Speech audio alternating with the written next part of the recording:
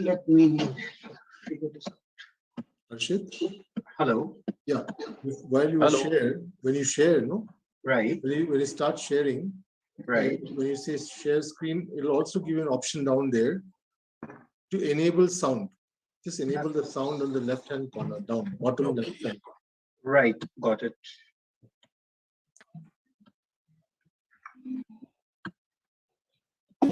Right. So we were playing, let's say this.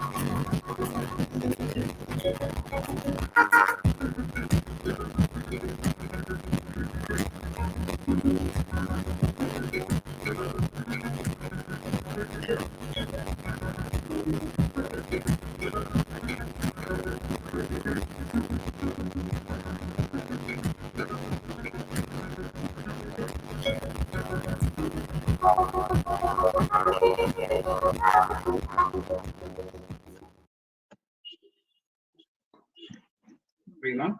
Yeah. Would we like to watch more videos or we start in a I bit? think we should start with the permission of our president. I would like to welcome first everyone who's joined us today on this special day, which we call the World Photography Day. The world is celebrating clicks after clicks after clicks today. So we thought, why not the Rotary Club of Orchid City also should pay homage to the beauty of Meghalaya, which is at its best. So today, as we all know, the theme of our webinar is Mesmerizing Meghalaya, a click away. To inform the others who are present here, we also have a parallel photography contest that is happening. Due to a lot of technical issues and requests, we had to extend the dates for the contest. However, today we will be having the webinar, and we are very happy to have all our eminent speakers along with our chief guests who have consented to be with us today. Without taking much of the time, may I now request our president to kindly give us the inaugural address. Thank you, Rima. A very good evening to everyone. I heartily welcome our respected chief guest, Sri Cyril V.D. Dingdo, IS, Director Tourism, Government of Meghalaya. We have with us today our eminent speakers, Sri Alan West Khakongol, Sri Wonfrang Dingdo, Sri Damian Umdor, Sri Bishu Singhania, and Sri Nathaniel Mazao. My fellow Rotarians and my viewers, warm greetings. It gives me immense pleasure to extend my warm welcome to all of you on behalf of Rotary Club of Orchid City, Shillong. Our session today, it's called Mesmerizing Meghalaya, a click away. Indeed, what better place to celebrate the art of photography than our beautiful Shillong, where every evening sky, through clouds and sunshine, every glowing tree, every old church, and in fact, every day presents a picture of utmost beauty. in all its humanly imperfections.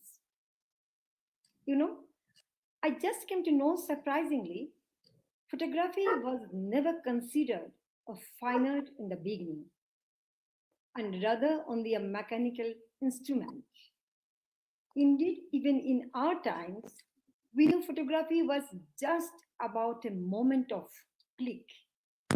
Yet the landscape photographer John Moran said, it is the eye, the way of seeing that makes one photographer's vision unique, making it different from the countless others seeing the same thing. With this session, I hope to learn how photography has helped us to see the pain, grief, struggles, hopes, aspirations, and beauty dotting our collective lives. I'm honored as the president of Rotary Club of Orchid City to welcome our star-studded guests, all of whom are stalwarts in their own field. Thank you all for agreeing to be with us. Thank you to all those who joined with us this evening. Our purpose was exactly this. How can we keep making art despite the obstacles of the pandemic? Thank you. Thank you so much. Over to the event chair, Dr. Rima. Thank you, President Ma'am, and thank you for the consent actually as a president to give us an opportunity as a Rotary Club of Orchid City to celebrate this day. And now I will request our senior Rotarian Bidar Shilla, to kindly introduce our first speaker. Yeah, thank you, Rotarian Rima, President, respected panelists, Rotarian friends, and other friends from other organizations participating in this photography. Balan, I thought you'll wear a cap because I'm wearing a cap. But since you don't wear a cap, I'll also have to take it off. Wonderful.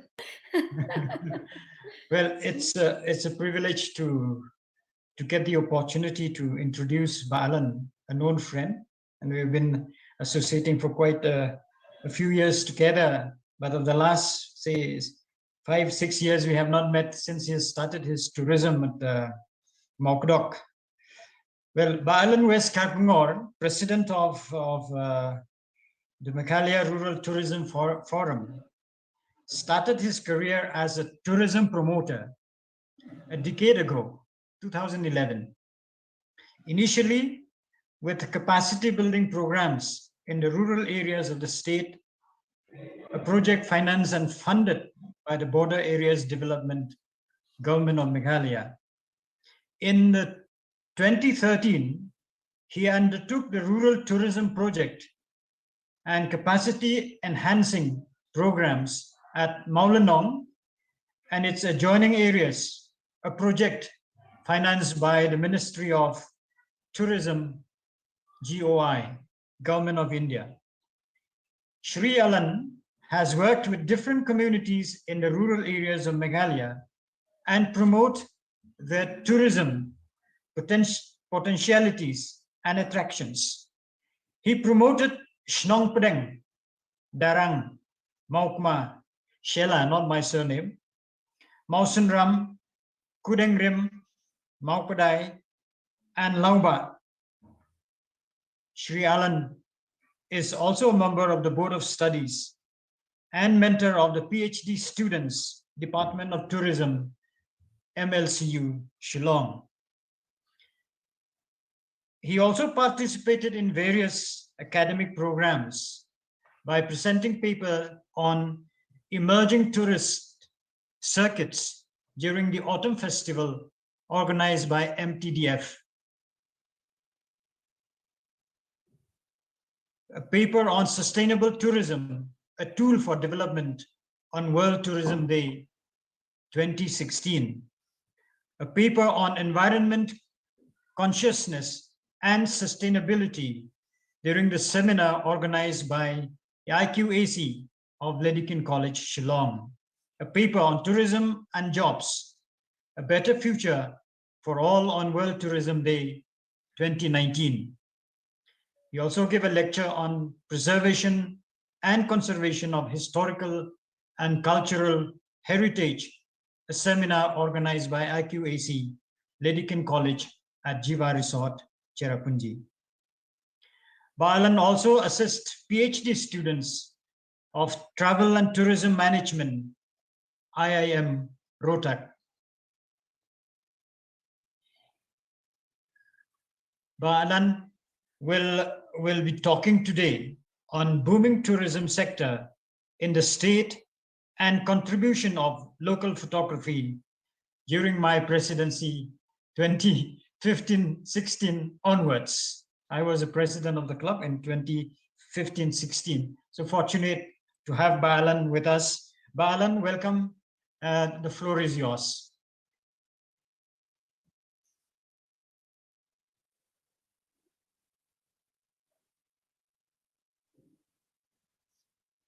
Oh. Sir, I think you have to switch on your speaker. I think you're on mute.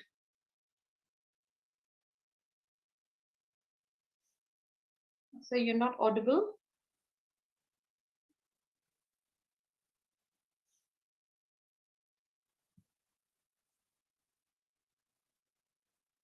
Rotarian Harshit, can you kindly help us with the sound?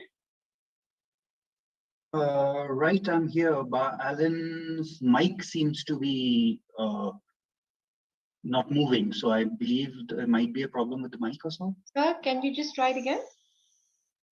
No, it's not audible. But if you could maybe take out your mic and put it again, jack it again, maybe that works. Because earlier it worked. Am I audible? Yes, at a distance, but you're audible now. Okay. Do you see my presentation? We can see your presentation, sir, but can't hear you.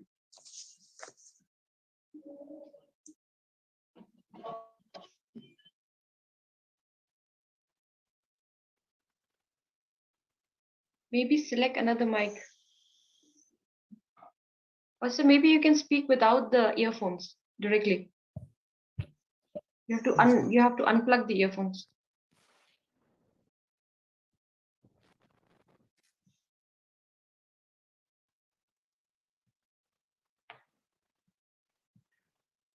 Check.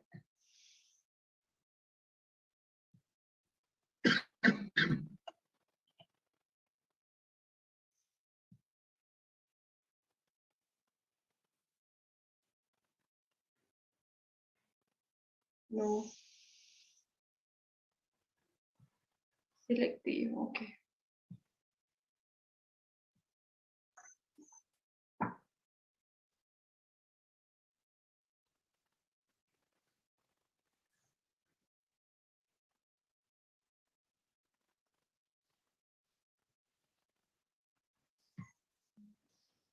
Maybe you can select the arrow next to the mute button.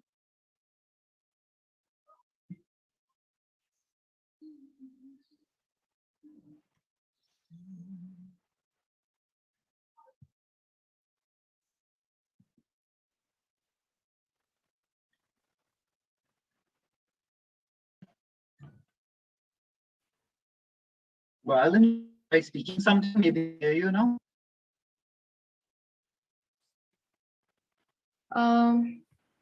Okay, if Alan allows me, while we are fixing this technical error, can we have the second speaker first?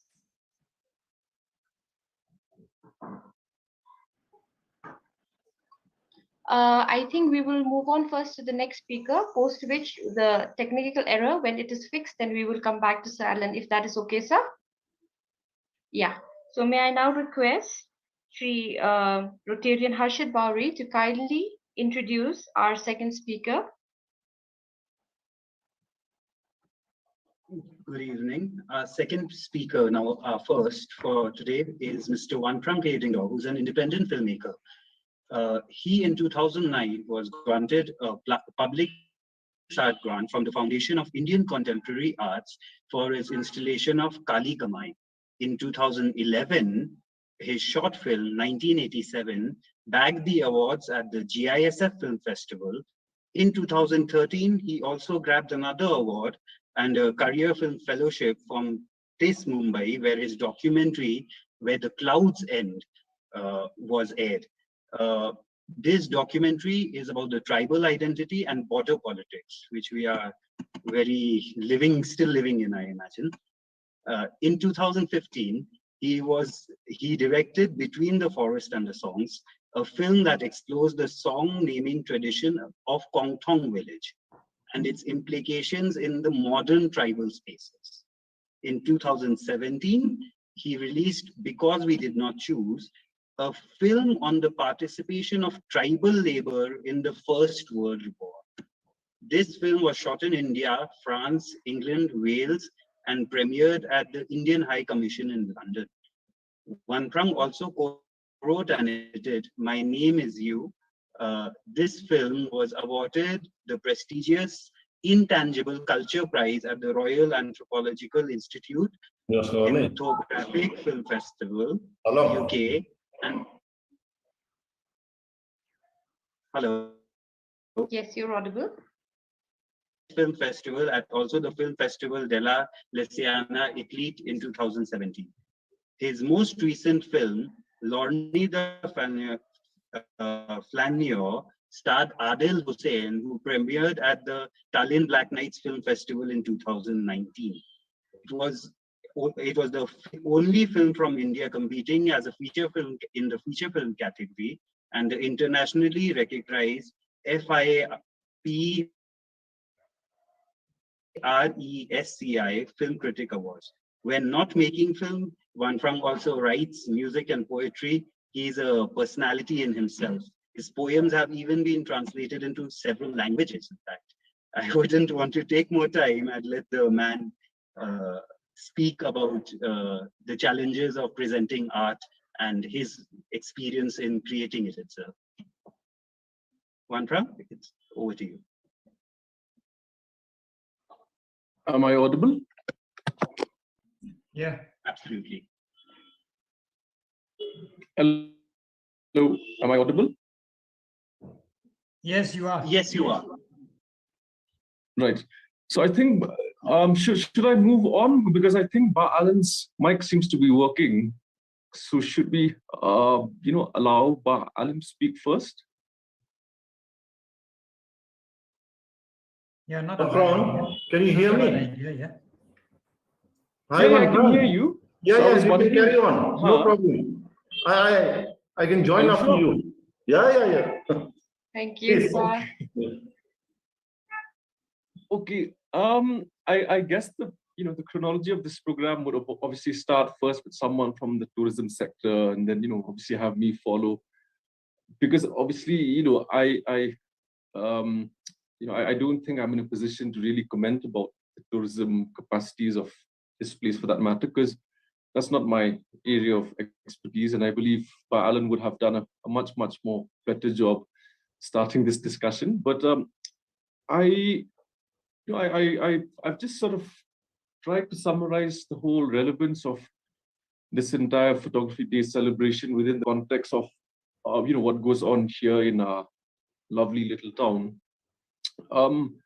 So I'd speak about perhaps a little bit of the background and a little bit of the historical information, and to obviously see how all of that is relevant in the image making tradition of this place here as well.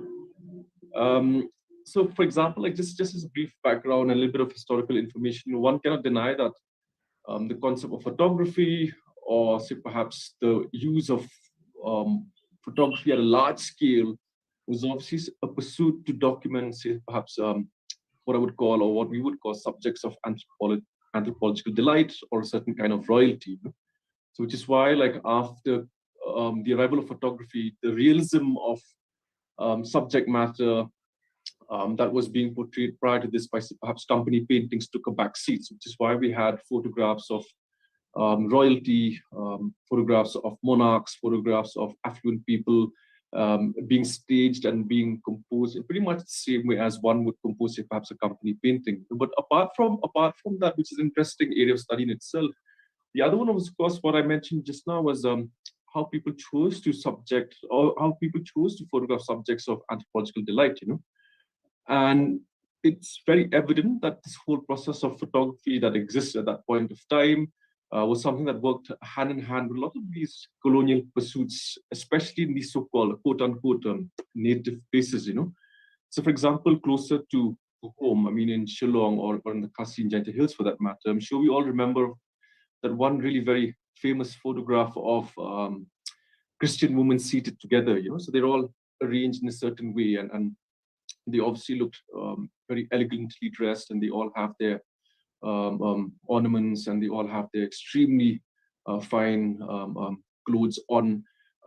And this was photographed sometime around the 1870s by Oscar Malit. So as a brief background, Oscar Malit was he worked during the as a survey during the government for the government at that point of time, and was also sent to the Andamans to photograph the mutineers and rebels that were sentenced after the Great Revolt of 1857. And most people thought that these prints by Oscar Malit were lost, or they were destroyed, or had vanished. But they recently reappeared all over in the Queen's collection at the Windsor Castle. Similarly with all of those photographs that most of you have seen of the native Christians, Khasi people being carried on the back quarters. These were perhaps by the same photographer, Oscar Malit, and they were all, as far as those photographs that were accessed, especially in this part of the world in Assam at that point of time, were from this tiny scrapbook that belonged to Colonel H. Foke, who was stationed in the area for about 30 years before he left India, because of the Great Mutiny in 1857. He was the second Assam Light Infantry commander, and he perhaps encountered Oscar Malit, and they perhaps exchanged photographs, because obviously he was present at that point of time. But what I'm trying to say is that the way in which these photographs were chosen to be represented, so for example, there are other interesting photographs of Garus, which are interestingly spelled as Garrws, and the manner in which that these photographs were being portrayed, because keep in mind that the representation of subjects of native rule were also being projected in a certain way. They looked barbaric, or they looked like unrefined, because keep in mind that the benchmark for measuring any kind of progress or civilization was always very, very Eurocentric. In fact, it is even till today right now, So eventually, photography became this tool of colonial power. So why did the government choose to photograph these people? What were they trying to communicate in photographing people a certain way? Why is it that they choose to arrange subjects in a certain way? For example, like the other interesting photograph is of the Naga headhunters that were being photographed pretty much around that same point of time, and they were all projected as these barbaric people with chains and shackles all around them, and the photograph had the quotation that said, "The Nagas, the murderers of Lieutenant Holcomb and a party in Assam." So it's interesting to see how, over a period of time, the role and purpose of what photography was supposed to do, or what photography was supposed to communicate, had also perhaps evolved, and today largely democratized, because of the arrival of cheap cameras, the arrival of phones that can really, really capture the moment. In fact, some of these equipments that are available at our disposal are extreme professional standard, and it's quite interesting to see that the organizers have also facilitated a competition for mobile phone cameras. But anyways, to go back to what I was talking about early on, the whole colonial aspect of documenting subjects, the photographic process was described in some detail in all of these photographs. Like I mentioned earlier on, they would write a little bit about who the photographs, what the photographs were about, in various contemporary publications at that point of time. And because the photographs were widely circulated and copied and published also as engravings, so these photographs would be circulated all across the world, and people would have no way to really check or fact check or or say perhaps really get to know these people at an intimate level or physical level, apart from these photographs that were given to them at their disposal with these quotations written down below them. So automatically there's a kind of a particular representation that has taken place in that sense.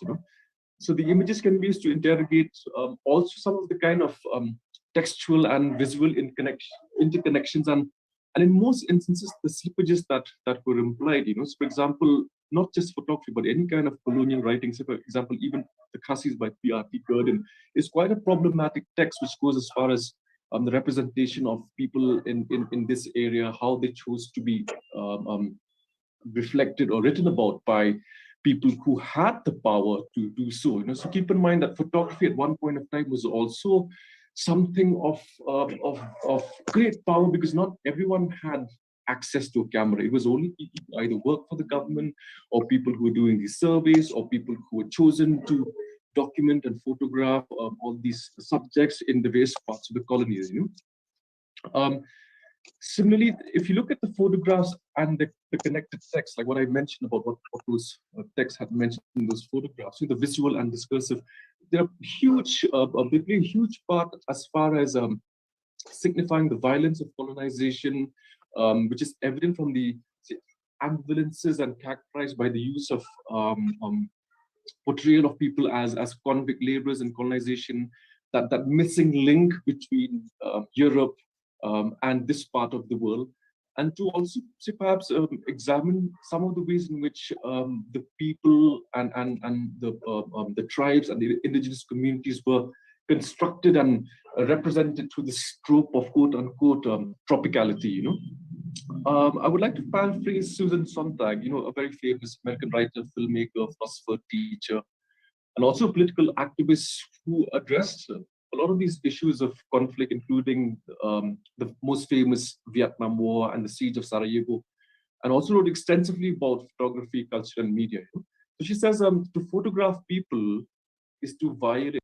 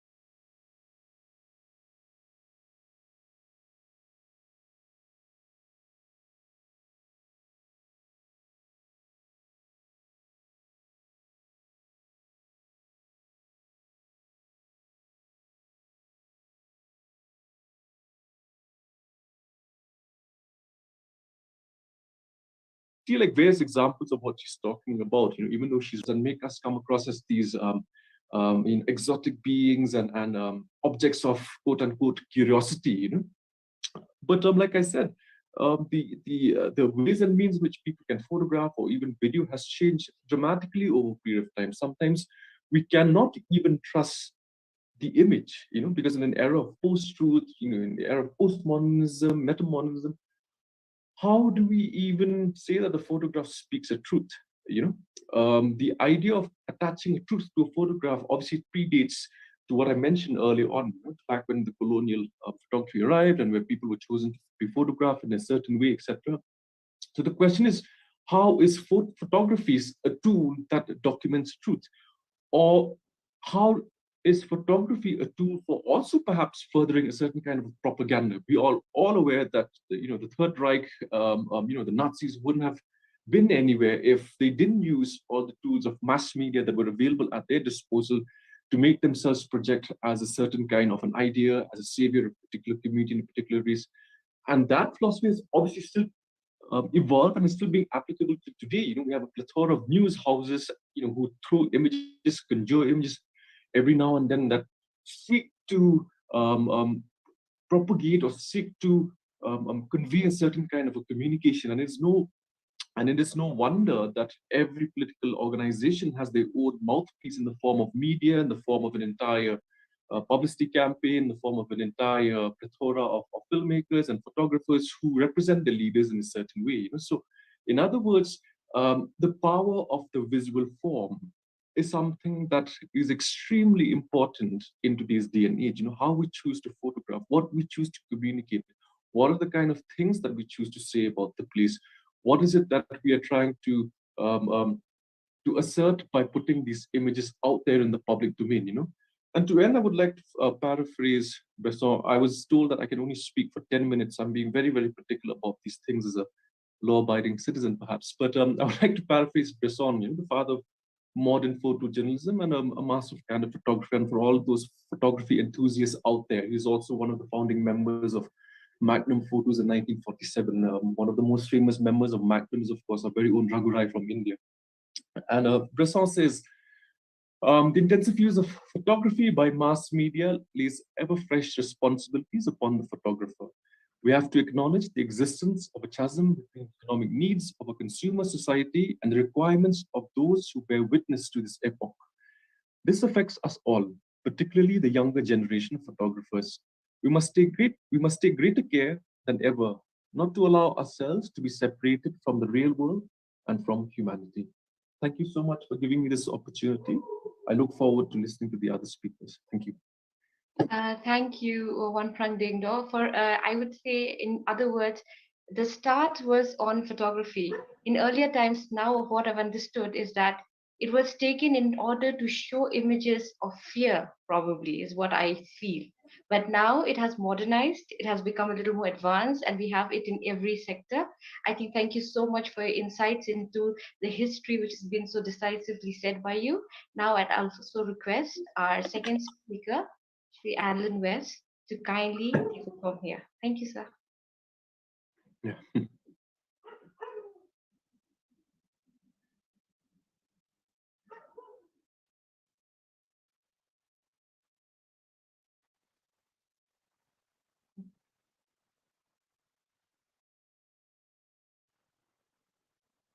So kindly unmute yourself.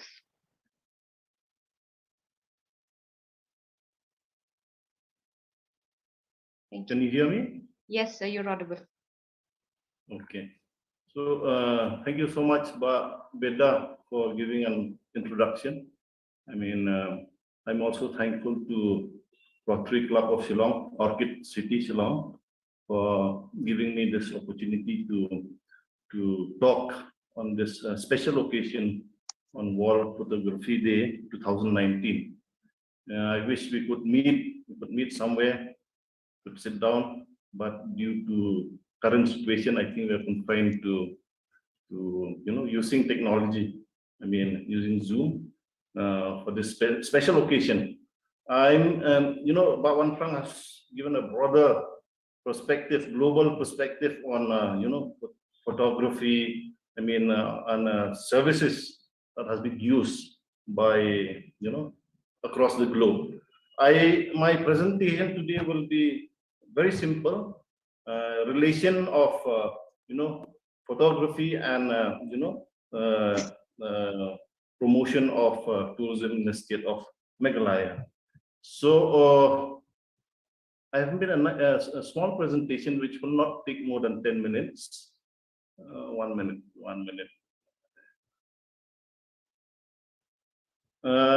Thank you, Babeda, for introducing me. I would also like to add something. My association with tourism started from this place. This is a beautiful place in Maugdok. Way back in 2013, this place was renovated by the Directorate of Tourism and was handed over to IHM Shillong. IHM had used this place for almost 2 years, and after that, Directorate of Tourism has offered this place for operation. So I took over this place during the year 2014 and started with a small cafe. So I named it Cafe Shrapunji. Then I also took over this beautiful place in Kutmadan, Sora. It's beyond Jiva. I started an accommodation unit in this place, offering accommodation to tourists who are visiting the state and Cherrapunji. Besides, running these two places, I'm also into promotion of rural tourism. Right from 2013, I have started, touring villages in Meghalaya.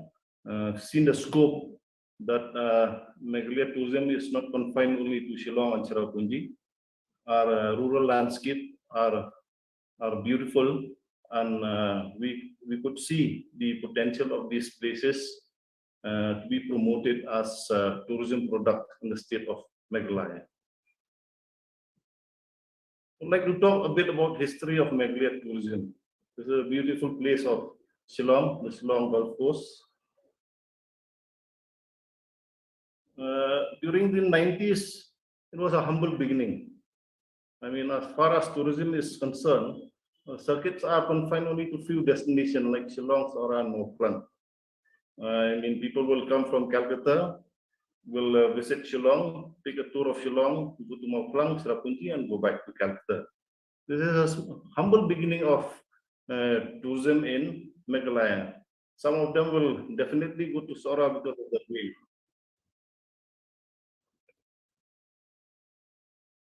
One minute.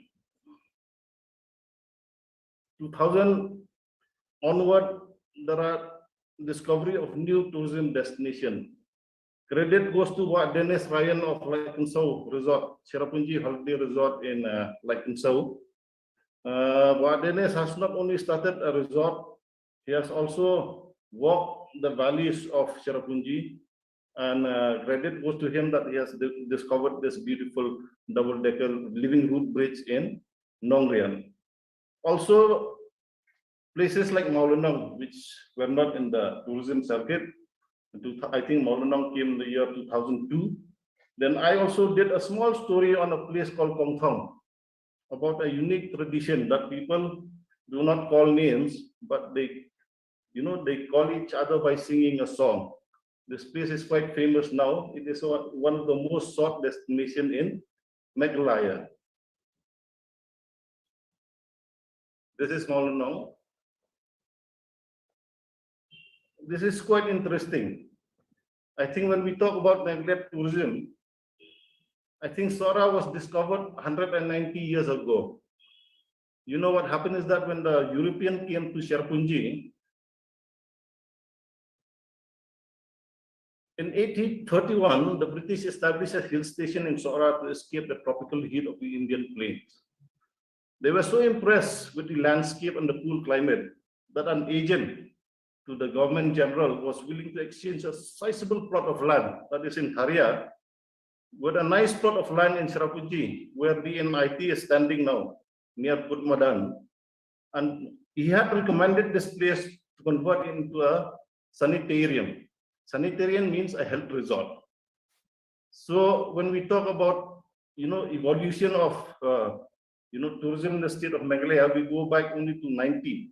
But I would like to share a very interesting fact that I think the Brits, when they came to the hills of Meghalaya, they have identified this place in Cherrapunji as the best place for their agents, for their soldiers to come and refresh from the heat of Bangladesh. This is a map.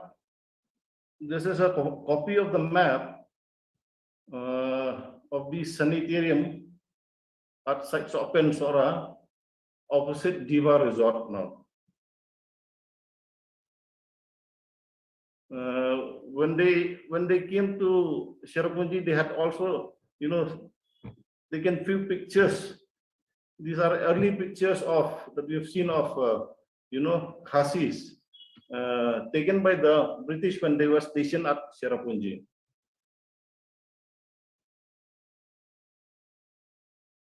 Then we come to 2015, 2016. And these were the 2 years that has seen a boom, increase of inflow of tourists to the state of Meghalaya. There was a boom in the tourism sector, which has also helped the local economy of the people of the state, especially in Sora, especially in Maulendong, a new destination like Shnok Padang, Darang. So there was a sudden boom in the tourism sector in the state of Meghalaya. I would attribute the sudden boom to the completion of the 4-laning of the Shillong-Guwahati highway. It'll take only 2 hours for our friends from Guwahati to drive up to Shillong or Cherrapunji to enjoy the cool climate of our hill station. But the other reason that has contributed to the boom of the tourism sector in the state is also the power of the social media and photography. We live in an age of technology where everyone has a smartphone. So someone will go to Sora, someone will go to Krangsuri, click a photograph of this beautiful place, and immediately within seconds, it goes viral all over the place.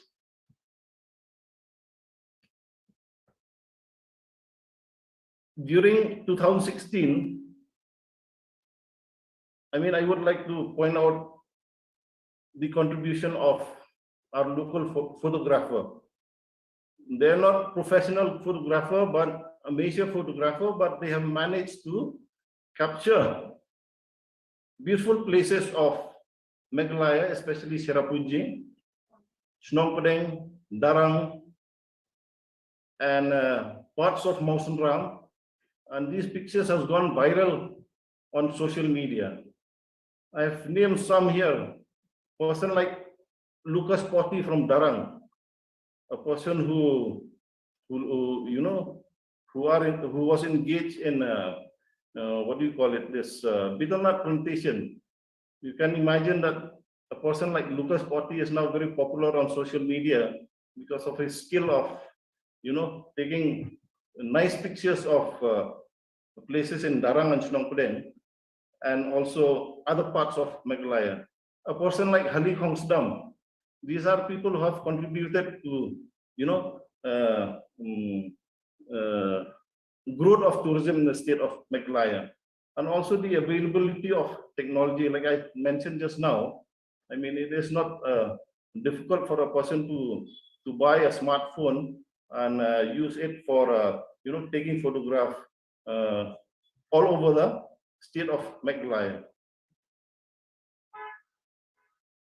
The result of such combination of local talent and availability of technology, we get such pictures. Discovery of new destination. I had mentioned before that during the year 2000, tourism product of Meghalaya are confined only to Sora, Haidari Park, Mauplang, but 2016 onward, we have added new destination. This is Wai Saudong in Sora. We had never imagined that prior to 2016, this place will be famous in the tourism map of the world. This is Shnok Padang, a picture taken by Lucas Potti. These pictures has gone viral on social media and has attract more and more tourists to the state of Meghalaya. During the World Tourism Day celebration of 2018, I happened to be the chairman of Meghalaya Rural Tourism Forum, and we had jointly organized a felicitation program for the photographer of the state, both professional and major. Sadly, one of them has expired, Mr. Peter Elford, thank you, a well-known photographer, who has also contributed much to the growth of tourism in the state of Meghalaya.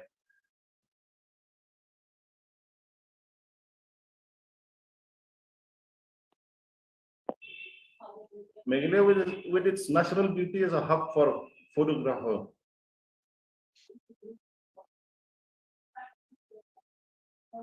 The beauty of Meghalaya was even captured during the year 1840s.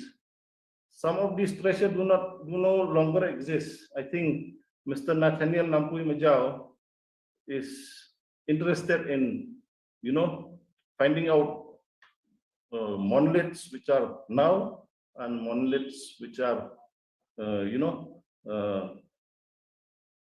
during the past. Some of them are still there, but some of them unfortunately do not exist now. It is believed that most of them has been destroyed during the earthquake of 1897, and maybe many has faded away with time.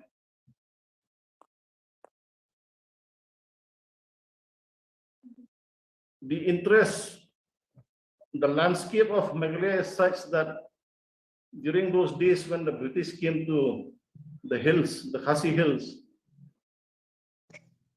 I would like to mention about Lieutenant Henry Yule. Lieutenant Henry Yule is a Scottish scholar who happened to be in Cherrapunji during the year 1841. He had approached Cherrapunji from the plains of Bangladesh from Tharia, and on his way from Tharia, he did happen to cross a village called Laityam, and it was at a village, at a place near Laityam, the river called Temshun River, that he discovered this beautiful root bridge, living root bridge.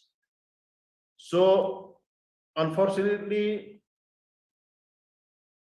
this root bridge does not exist now. It has been swept away. But in place of the root bridge, this metal bridge has been replaced by the Border Area Department of the state of Meghalaya. I had spoken to the local villagers of Laityam as a mark of, to remember this discovery of Yule, of the first root bridge in the state of Meghalaya, to start planting a new bridge. It could be a double-decker. It is happy to know that the villagers of Laityam has taken the idea seriously, and very soon they will start to train roots, because the rubber tree is still there.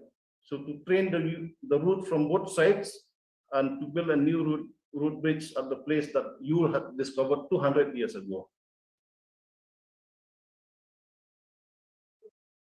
We are happy with technology, even during 200 years back also, because of technology. This is a rare picture of Shela before the earthquake.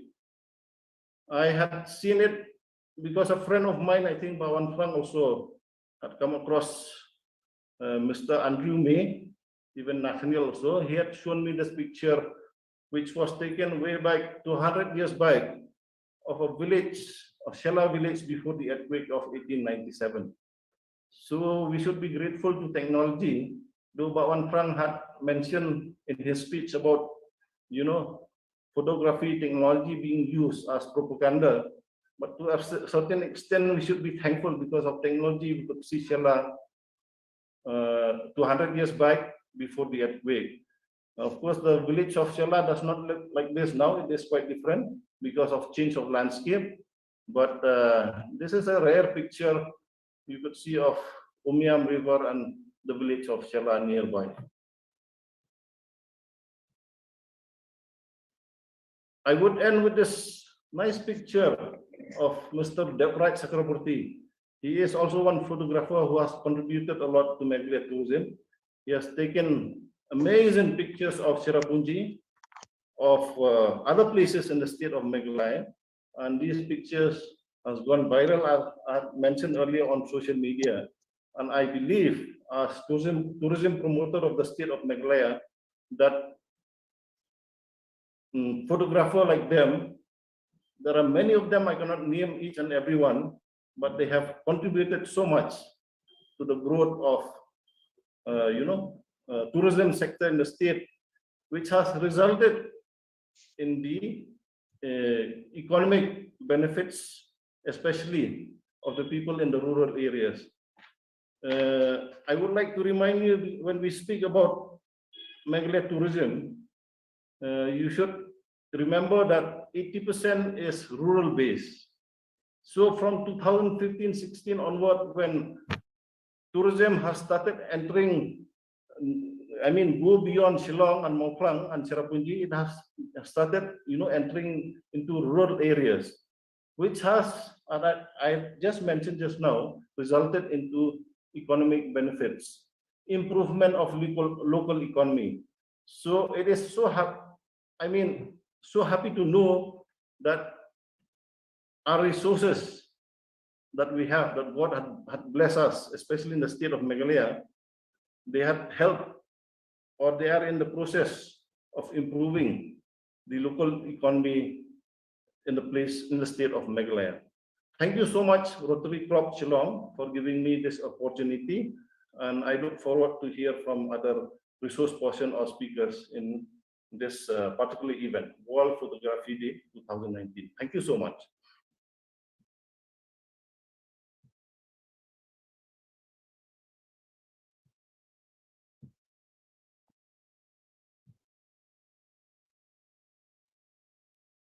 Dr. Rima. Dr. Rima, are you online?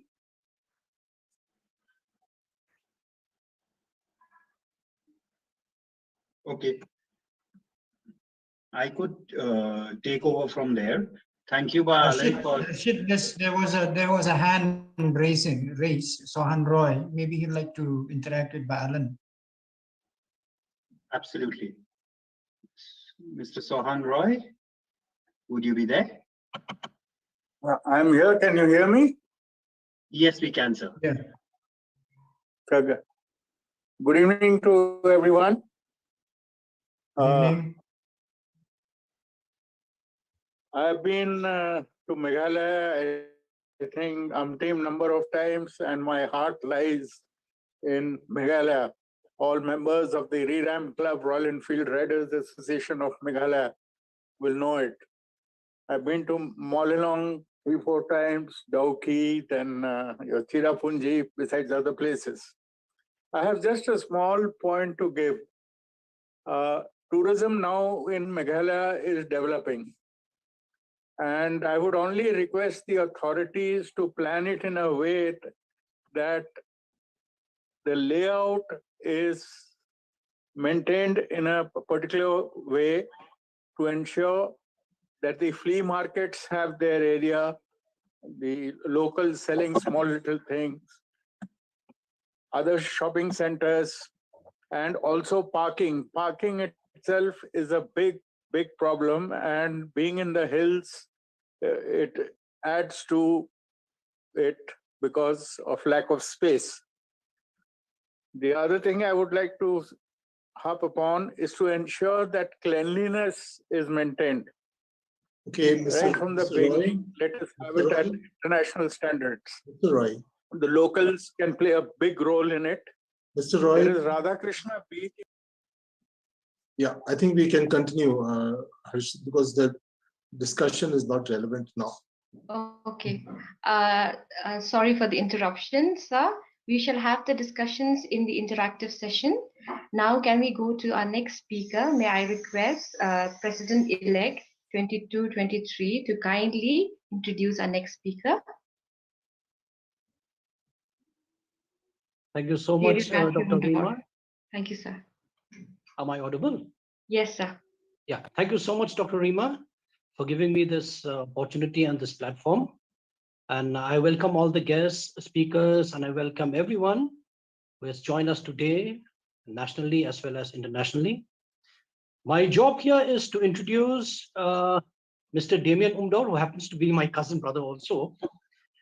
Mr. Damien Umdor is a founding member of Re-Ram and is also the president, with Kiki Solia as its general secretary and Numo Maukeo as its moderator. Now, Re-Ram, the Royal Enfield Riders Association of Meghalaya, popularly known as Re-Ram Stormbringers, is a club well known in the riding fraternity across the country. Formed in 2006 and based in Shillong, Re-Ram, with a strength of 100+ members, consists from various walks of life, from engineers, doctors, holding various posts in the government, businessmen, young entrepreneurs, with an adventurous spirit, kind heart, and sensible head. The club has toured the length and breadth of the country, including neighboring Nepal, Bhutan, and Myanmar, RERAM has also been actively participating in BOBMC, Rider Mania, and NERMS since its inception. RERAM has the distinction of being the only club from the Northeast to have successfully hosted the BOBMC Rider Mania in 2013, besides hosting NERM in 2011-2016. Apart from riding, the club conducts annual charity, and wherever unfortunate calamities befalls, like the current pandemic, the club also participates in various other social programs on road safety, voter awareness, and other programs conducted by the government and other institutions. Please welcome Mr. Damon Umdor. Thank you.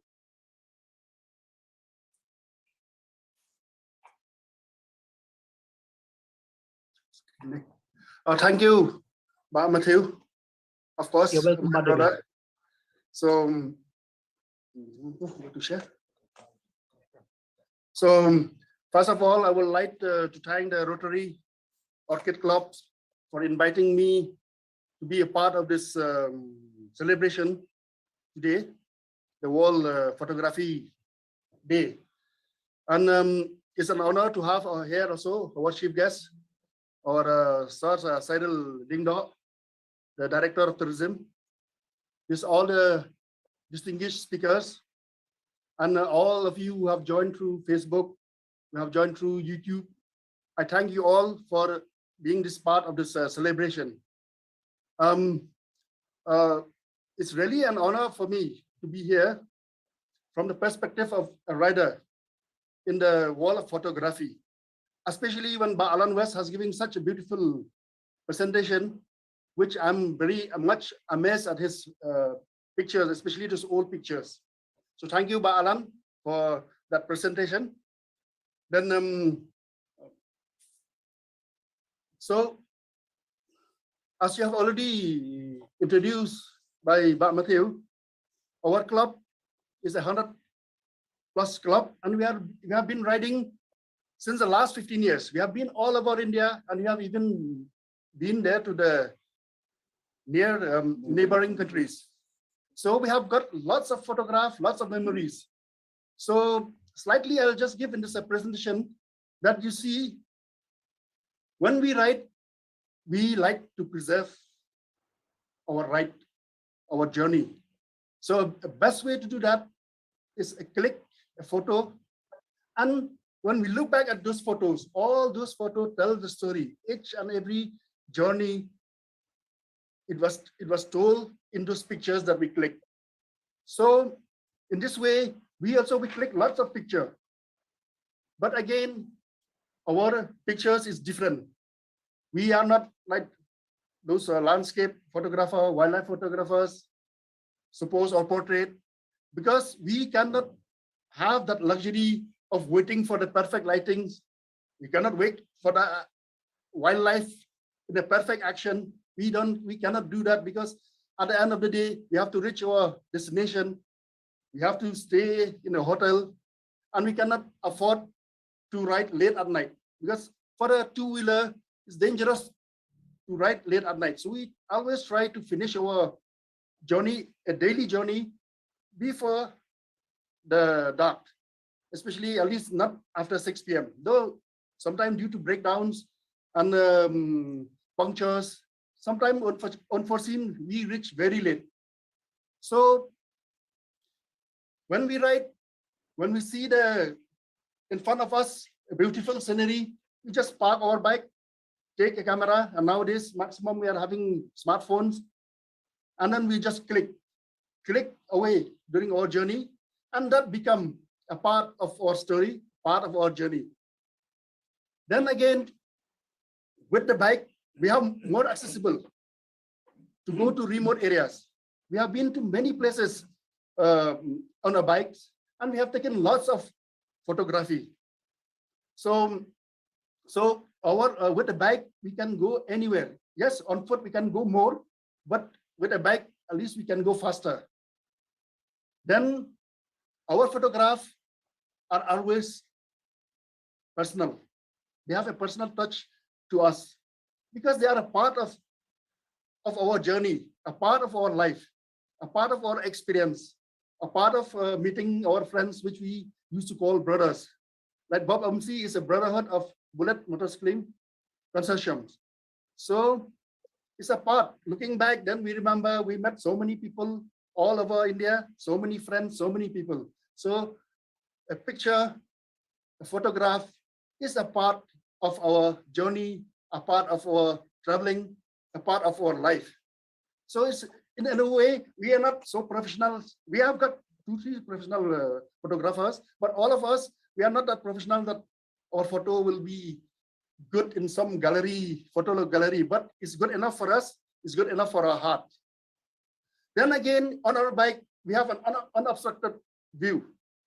We see 360 degrees. We see everything. So we have endless way to frame our photos. We can just, in front of us, we can click lots of pictures. Then this is a part and a little bit our experience with photography. Since today we are celebrating the world photography, so just our experience as a rider, as a biker in photography. Then again, since we have been traveling all over India, we have seen all over the places, but there is no places like our state, like Meghalaya. We are really blessed with wonderful sceneries. You know, we have been to Ladakh, we stayed there for 2-3 weeks. The scenery is almost same. You see only Himalayas, Himalayas, Himalayas everywhere. Then if you go to the beach, we see only beach, beach, beach everywhere. But coming to our state, just go a few kilometers, you'll see a different view. Our state have such a pictures which is not boring. Even the weather can change a minute. Last time we ride to Kharashnam, we rode through a very foggy, we cannot see even the road. People are saying, hey, where are you going? You'll see nothing. Then we just wait for half an hour. Suddenly the cloud lift and we see a beautiful place. So we are really, really blessed.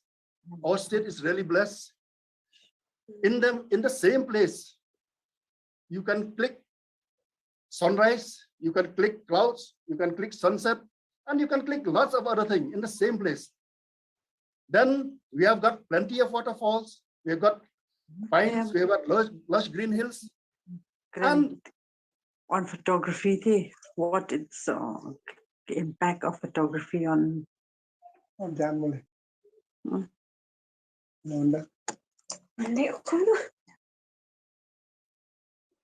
Okay, anything?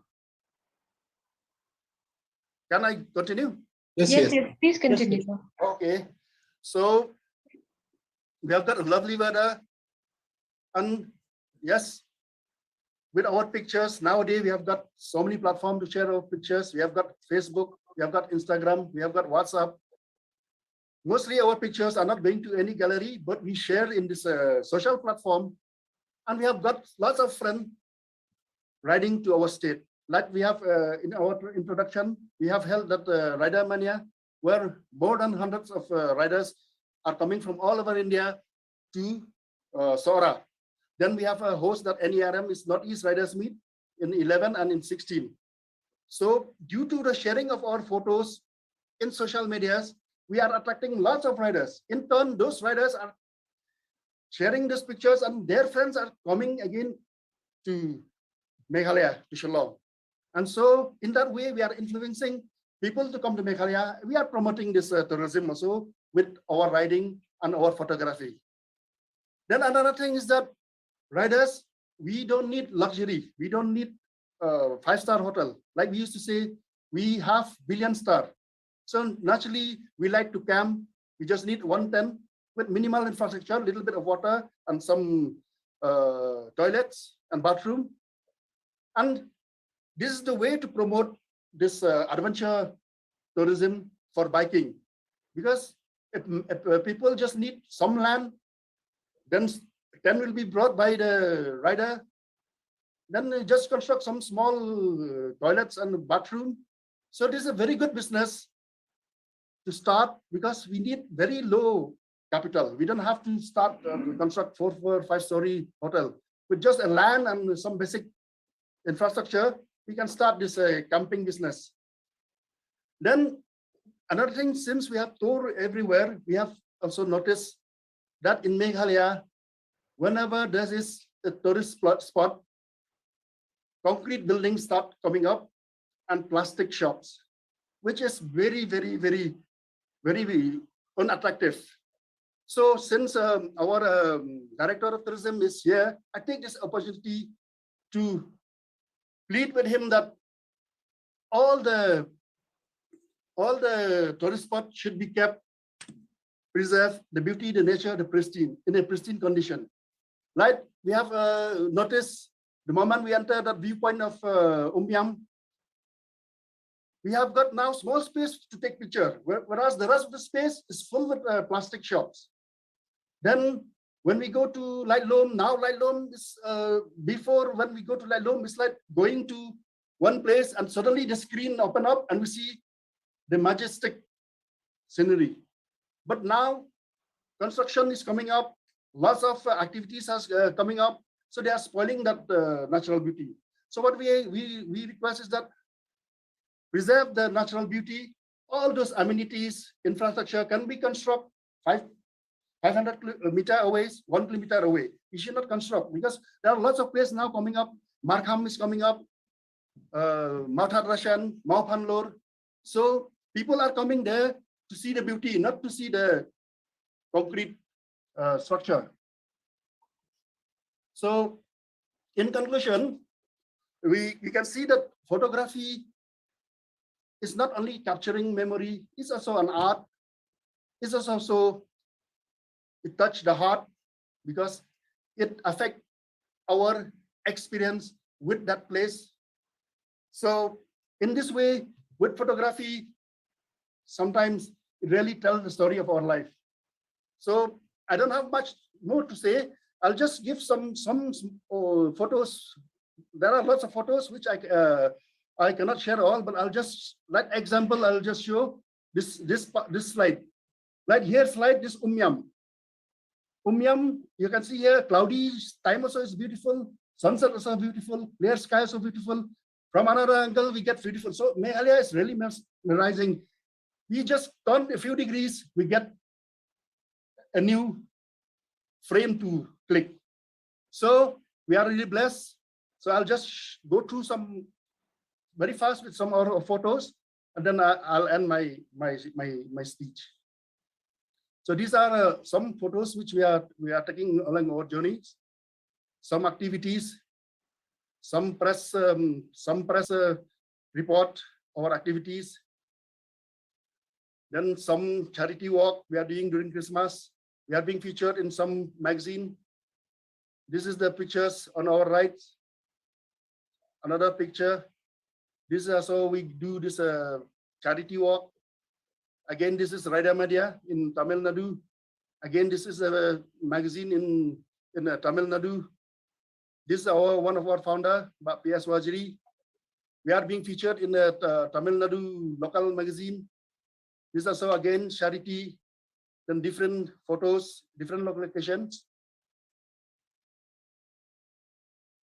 So with this, once again, I thank for giving me this opportunity on behalf of my club. Thank you all. I thank all these members who are presenting with me. So thank you again to our chief guests for your valuable time. Thank you.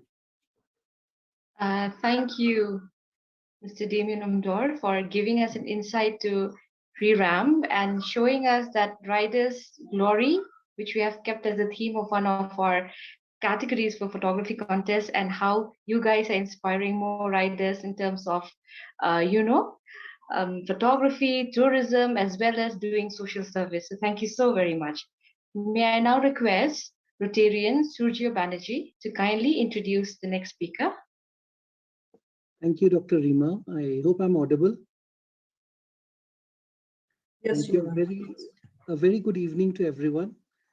I extend a warm welcome to our chief guest, all distinguished speakers, my fellow Rotarians, and all guests present in today's forum. It is really an honor to introduce Sri Vishu Singhania. Sri Vishu Singhania is the proprietor of Vistara Enterprise. He is an interior designer, and along with this, he's also a government supplier. He is also currently the secretary of Shillong Bonsai Society. Not only that, Sri Vishu Singhania is also the life member of Shillong Agri Hort Society. Sri Vishu Singhania's main passion till date has been photography, and he is a freelancer photographer. His photography assignments have been published in many yearly calendars with the Army, the GTC, as well as the government departments. Again, it gives me immense pleasure today to welcome Sri Vishu Singhania to this forum. Sri Vishu Singhania will today talk on the small topic of love for nature nurtured via photography in Meghalaya. Thank you. Thank you, Sujya. Welcome. Can you hear me? Yes, sir. Okay. Warm wishes for the World Photography Day. And thank you, Rotary Club, allowing me to share my knowledge about photography. Today, I'll be just sharing my love and passion for the photography as an amateur. Not too far back that I never knew anything about photography, and I should just drive down on my two-wheelers to see the beauty around Shillong. And then suddenly I started seeing people all the time carrying cameras and things like that. Then I said, okay, why not me also try? Because it's not that I wanted to click, but I wanted to share what I saw. And I used to see some beautiful sunsets and sunrise and even birds. Then I said, how do I go home and explain this? So I must capture this, and even me, I wanted to see again and again, because I didn't want to just wink my eye and then say it's gone. So I said, okay, let me try. So I started with a very small camera, and then it was from there till date. It's a never-ending story.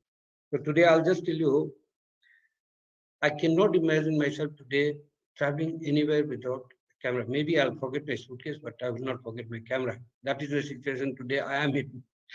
While talking to you, while this webinar was on, I'm sitting in a place where I saw beautiful sunset. I clicked with my mobile. Maybe later on I can put it in Facebook. I was not having my camera. So this is how I am totally into photography. Now, everybody knows that Meghalaya is blessed with such a beautiful landscape and surrounding. I stay in Polo Hills, which is all surrounded by trees and very close to the golf course. So every morning when I go for jogging also, I see beautiful sunrise, beautiful mist. And how can one miss by sleeping for extra hour and not getting up and coming to see such beautiful thing? So imagine those mountains, those waterfalls, and those sunsets, sunrise, everything which is captured and shared with friends, nothing like it. And I've been doing that by clicking, and I always get some time, try and find out some time from my business. Whenever my work is done, even if half of the day, second half, I just come home, take my camera, go to Barapani to click sunset or maybe click bird photography.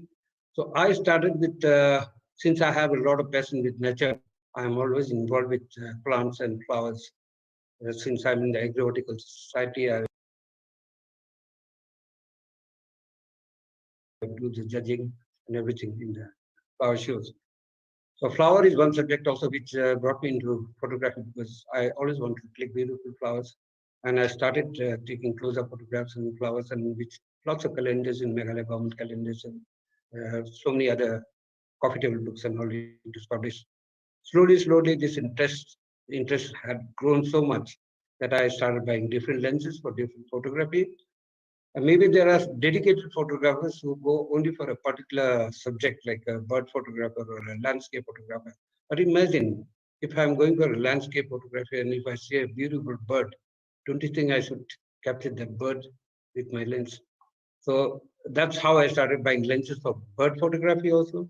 and for landscape also, and macro lenses for my macro photography also, because I've been mixing all kind of photographs. So I'm not subject to a particular subject that I must click on in landscape or something like that. And you will see some of the pictures in my Facebook also. Now, every time you look at a scenery or the beautiful landscape, what you see through your eyes and what your camera sees, there are two different perspectives. And that is why I always believe in one thing. Like if you go to a school and ask a child uh, and give him a match box and ask all the students to write about a match box, though it contains only 50 sticks in a match box, but all the essays will be totally different. Now, what I'm trying to emphasize is, if you give a common subject to all the photographers, they will have their own perspective to look at. And you ask them to go and click a common subject and bring a photograph, and you will see the pictures are so different because everybody sees through the camera and they find different angles and different everything. So photography that way has no limit, and people are pushing it. Like I tell all my nephews, this is also to buy a camera and start clicking, because this is something really you want to preserve. Whatever moment you come across, that moment is just gone. It will never come back again. You know that when I see cloud movements or clouds formation, no 2 days the clouds are same. No two sunsets are same. No two sunrises are same. And likewise, when you go to the bird, they will not give you the same pose again. So you have to be very quick to click that photograph. This is what photography, like I'm totally involved in photography, so I can just share certain moments that you have no time to even adjust your camera, because when you're doing bird photography, you have to just click and the bird is gone. So today, I get a lot of phone calls, like Mr. Ellen, he was talking about tourism through photography. There are beautiful pictures posted by so many renowned photographers in Meghalaya, like Andy Perret, Lumlung Peme, and Samir Gurung and Deb Burman. They're beautiful pictures. Whenever I share them, people always ask me, hey, Vishu, I'm coming to Shillong. Will you take me to this place? Now, this is what photography is doing to tourism, definitely. Because whenever a phone call comes, means they're coming to Shillong and I have to take them to these spots. So photography definitely is increasing the tourism through pictures. Like when you go to, say, Letlum, or when you go to see any waterfall in Cherrapunji, or you go to Molingno, or you go to Dauki. Why people, I get phone calls, emails from European countries, my friends, and they ask me, where is Living Root Bridge? Can you imagine? It is only because of photography it is possible. Like you go to an airport, you're waiting for your flight to come. If there is a book totally with text kept, you will not read a single line. But if it is a pictorial book, you will see each and every page of it. This is what photography does. You take a child in the house, and today now being the classes are going online, you show them pictures in the TV, they will understand everything about history. Then you ask them to read a chapter or a paragraph and they'll fail to do so. So photography has so much impact in our society, and it is getting better and better, and everything is just a click away, and then you can see everything. Like in a Facebook, you just put a button, and then you'll see beautiful places. This is what photography is. Nowadays, quite often I go to Cherrapunji. Ellen will know because of Jiva Resort. I did some work there, so every time I was going up and down, and I stopped in so many different places to click photographs. And I have captured some beautiful photographs, because once you see cloud formation or mist formation or the valleys with mist, it's so beautiful that you cannot just drive straight. You have to stop and click.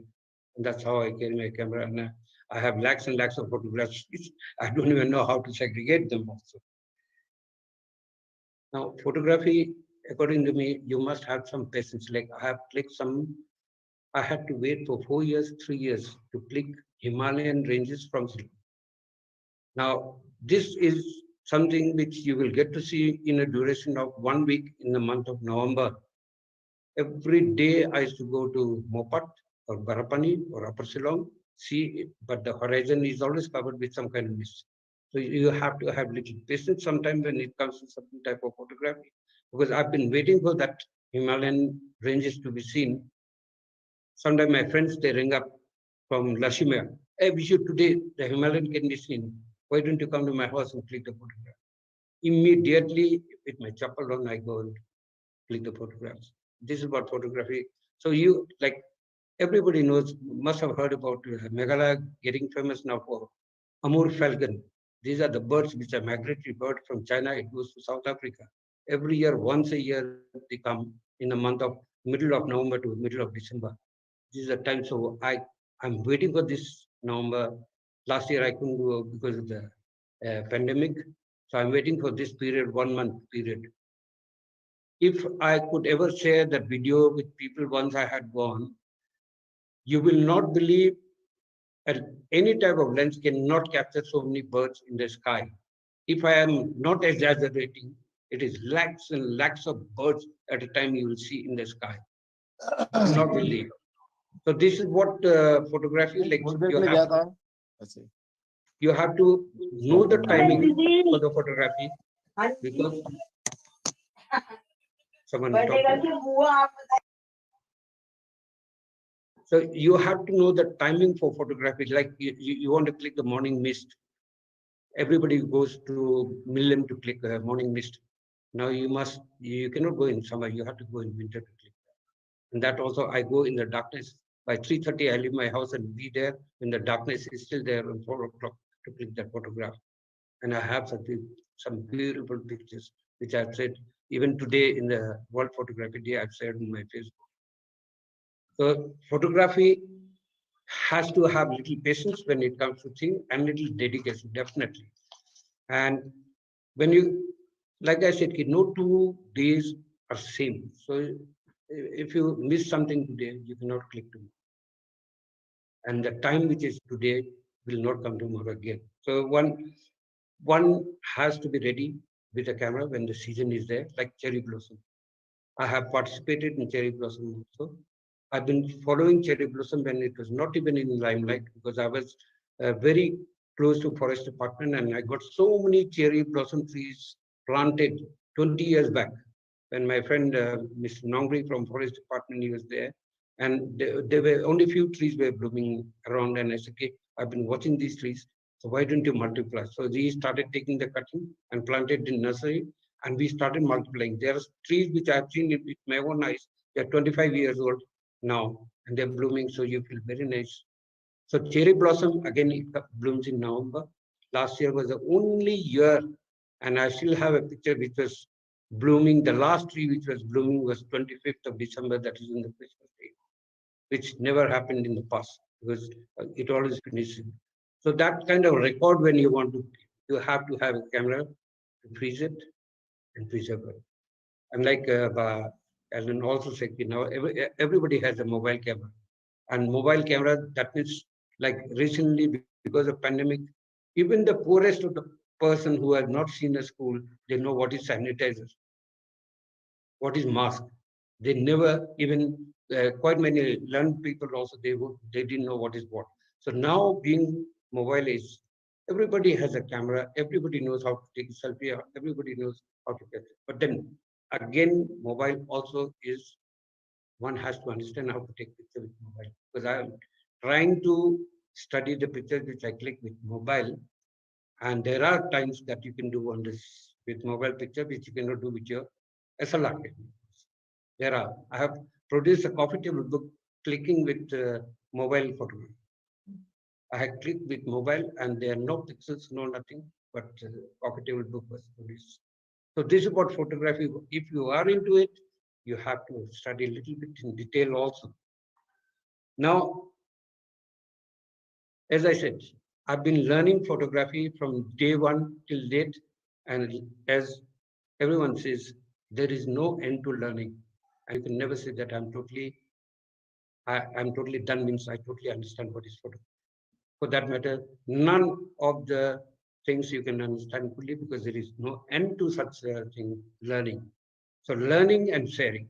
I always share my feelings about photography with my friends or whoever wants to learn photography. I have seen some tourist people on the tourist spot in Cherponji. They don't even know how to handle camera and they were clicking photographs. Then I didn't mind interfering and I said, okay, I'll do the setting for you and please click. This is something sharing, which gives me pleasure that whatever knowledge if I have, if I can share, it multiplies my knowledge. It's not that I lose something. The photography is also sharing. And you can do wonders like that. I would request Rotary Club, like I was saying, since they're having this kind of competition, they're having a photograph competition. Maybe in future they can give a single subject, single location to all the photographers and ask them to click. And then you see wonders. Like you give a Watts Lake. Watts Lake is the subject, and then you ask everybody to click. And then you see the result. And it'll be a wonder, I'm telling you. Likewise, you can give different locations for different things. I will not take much time since I've been asked to speak only about 10 minutes. And unfortunately, I cannot project my pictures because I was not given that indication that I can share my screen. And she's laughing right now, I can see. Anyway, every time you click, you should click that moment. And like in most of you know cricket. Now, in cricket, I always say cricket umpire's index finger is the most important finger because once he raises it means you are out.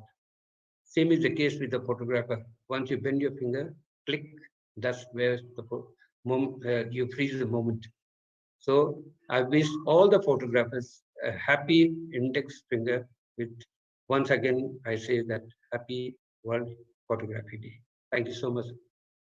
Thank you, Vishu Singhania sir. I know he's pointing it at me, but I am sorry, folks. Time is also limited. So please don't mind over that. And we'll take your suggestion. And maybe next time we may host a photography contest, which is subject-based. That will be, I think our president is also here. She will also tell us later on it. And now we will have to introduce the next speaker, and I have the honors to do that. Our next speaker is Nathaniel D.N. Majau, an alumnus of Mass Communication Research Center, Jamia Islamia, New Delhi. He's an assistant professor at the Department of Mass Media, St. Anthony's College, Shillong, and teaches filmmaking and graphic design.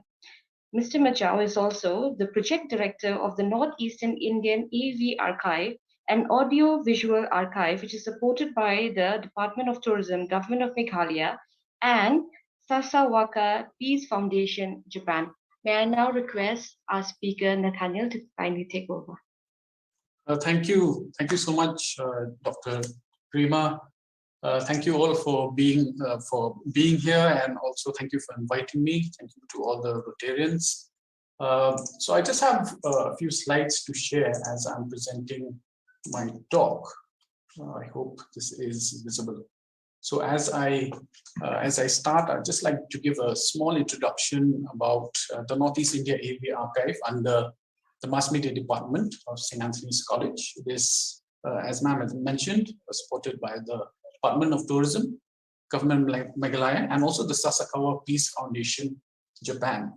So we have a small office in St. Anthony's College in the Mass Media Department. And I'd just like to tell you what we usually do every day. So the archive collects audiovisual material from all over the Northeast, but especially from Meghalaya. Since we are based in Meghalaya, we've been getting a lot of material from Meghalaya and contributors. So over the past 1.5 years, we've been getting quite a lot of contributions. Here you can see my colleague, Dondor and Ben. They're going through some negatives and cleaning them for scanning. And this is the scanning room where we have a negative scanner. My wife and also my colleague, Junisha Khongwir, is scanning some old photographs there, as you can see. So we work with photographs quite a lot. So I must confess right now that I don't take too many photographs. Of late, I've not been taking too many photographs, but I have been handling a lot of photographs of other people. So I think I really take pride in that. Some of the staff are arranging and preparing.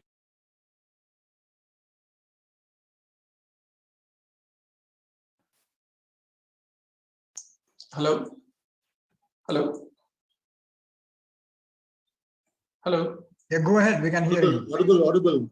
Sorry. Yes, we can hear you. I think I was muted just now. So was I audible from the beginning? Yes, Yeah, yes. you were. Yeah. Yes. All right. So let me continue. So we get a lot of contributions from photographers, and about 6 months back, we as we were going through these photographs from photographers from Shillong, we realized that there was one photographer who was taking quite a lot of photos in the 80s and the 90s.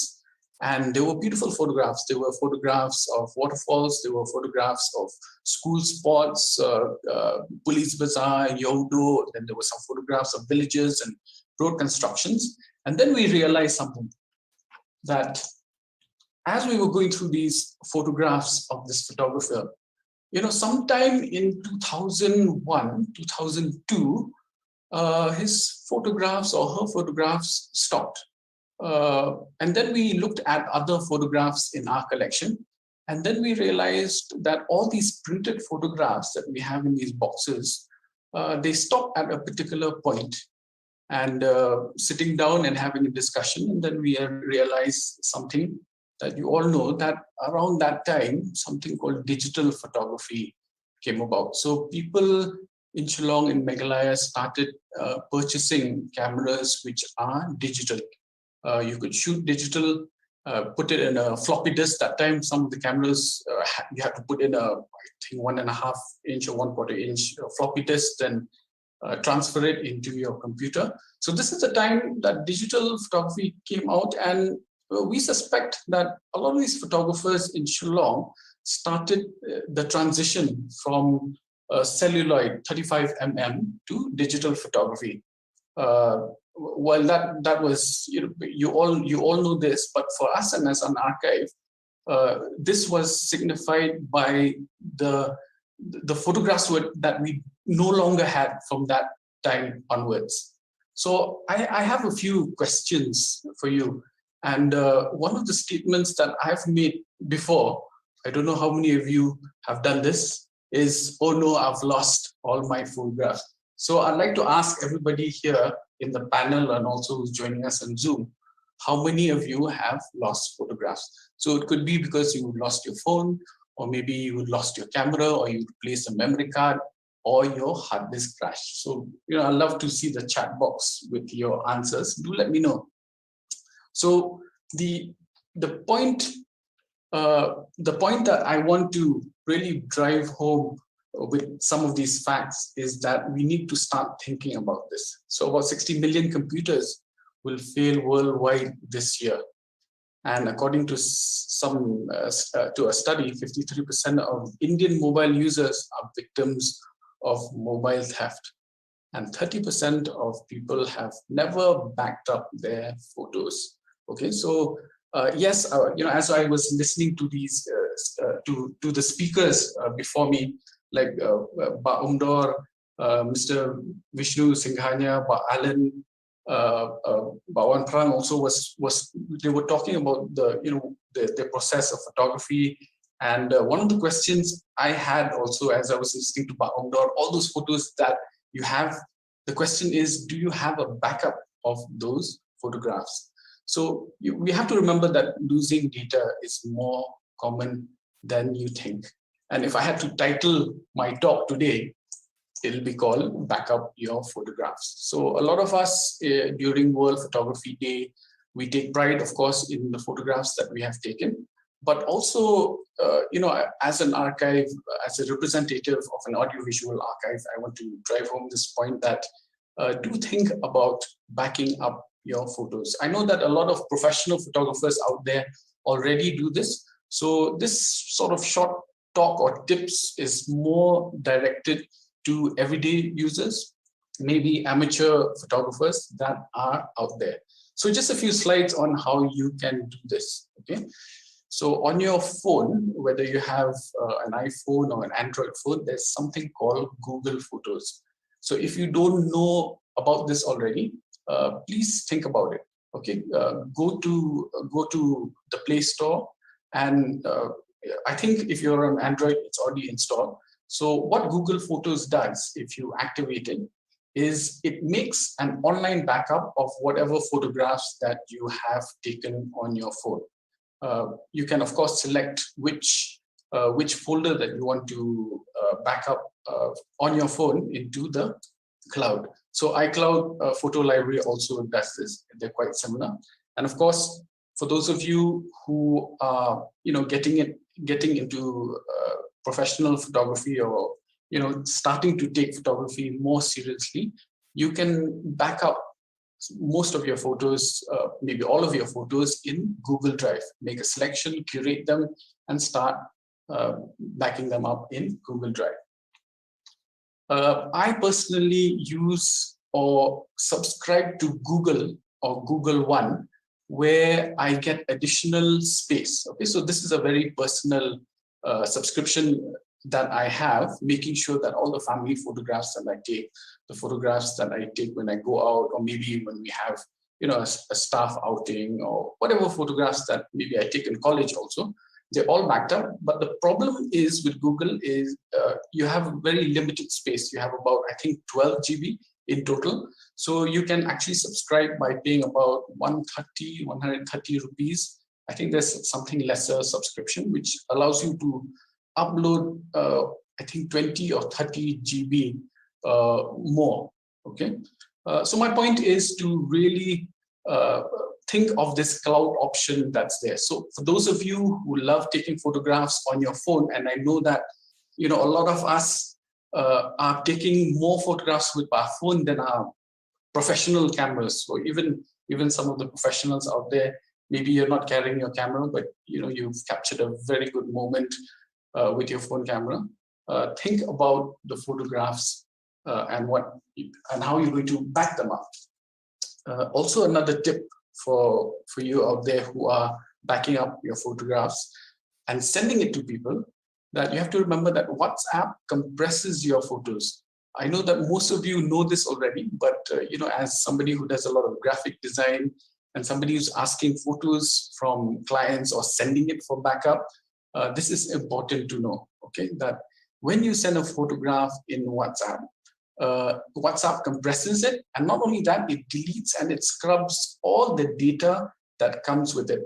So which means that when you take a photograph on your phone, it does record the GPS, the time and date which you took the photograph, but WhatsApp erases all that. That's, I think, because of security reasons. So that's something to keep in mind when you're, when you're part of an organization, maybe like the Rotary Club or the Riders Association. You have to keep this in mind, and when you're sending photos, make sure that you're sending it as a document, or better still, make a backup of your photos on email or send it via email. So there's a very simple rule that usually archives follow. It's a 3-to-1 backup rule. So the first rule is that you must have at least 3 copies of your data, and 2 copies of your data must be in different media. For example, I may have all my photographs in a hard disk, but my most important photographs, probably I'll write it on a DVD or put it in a pen drive, a solid state drive.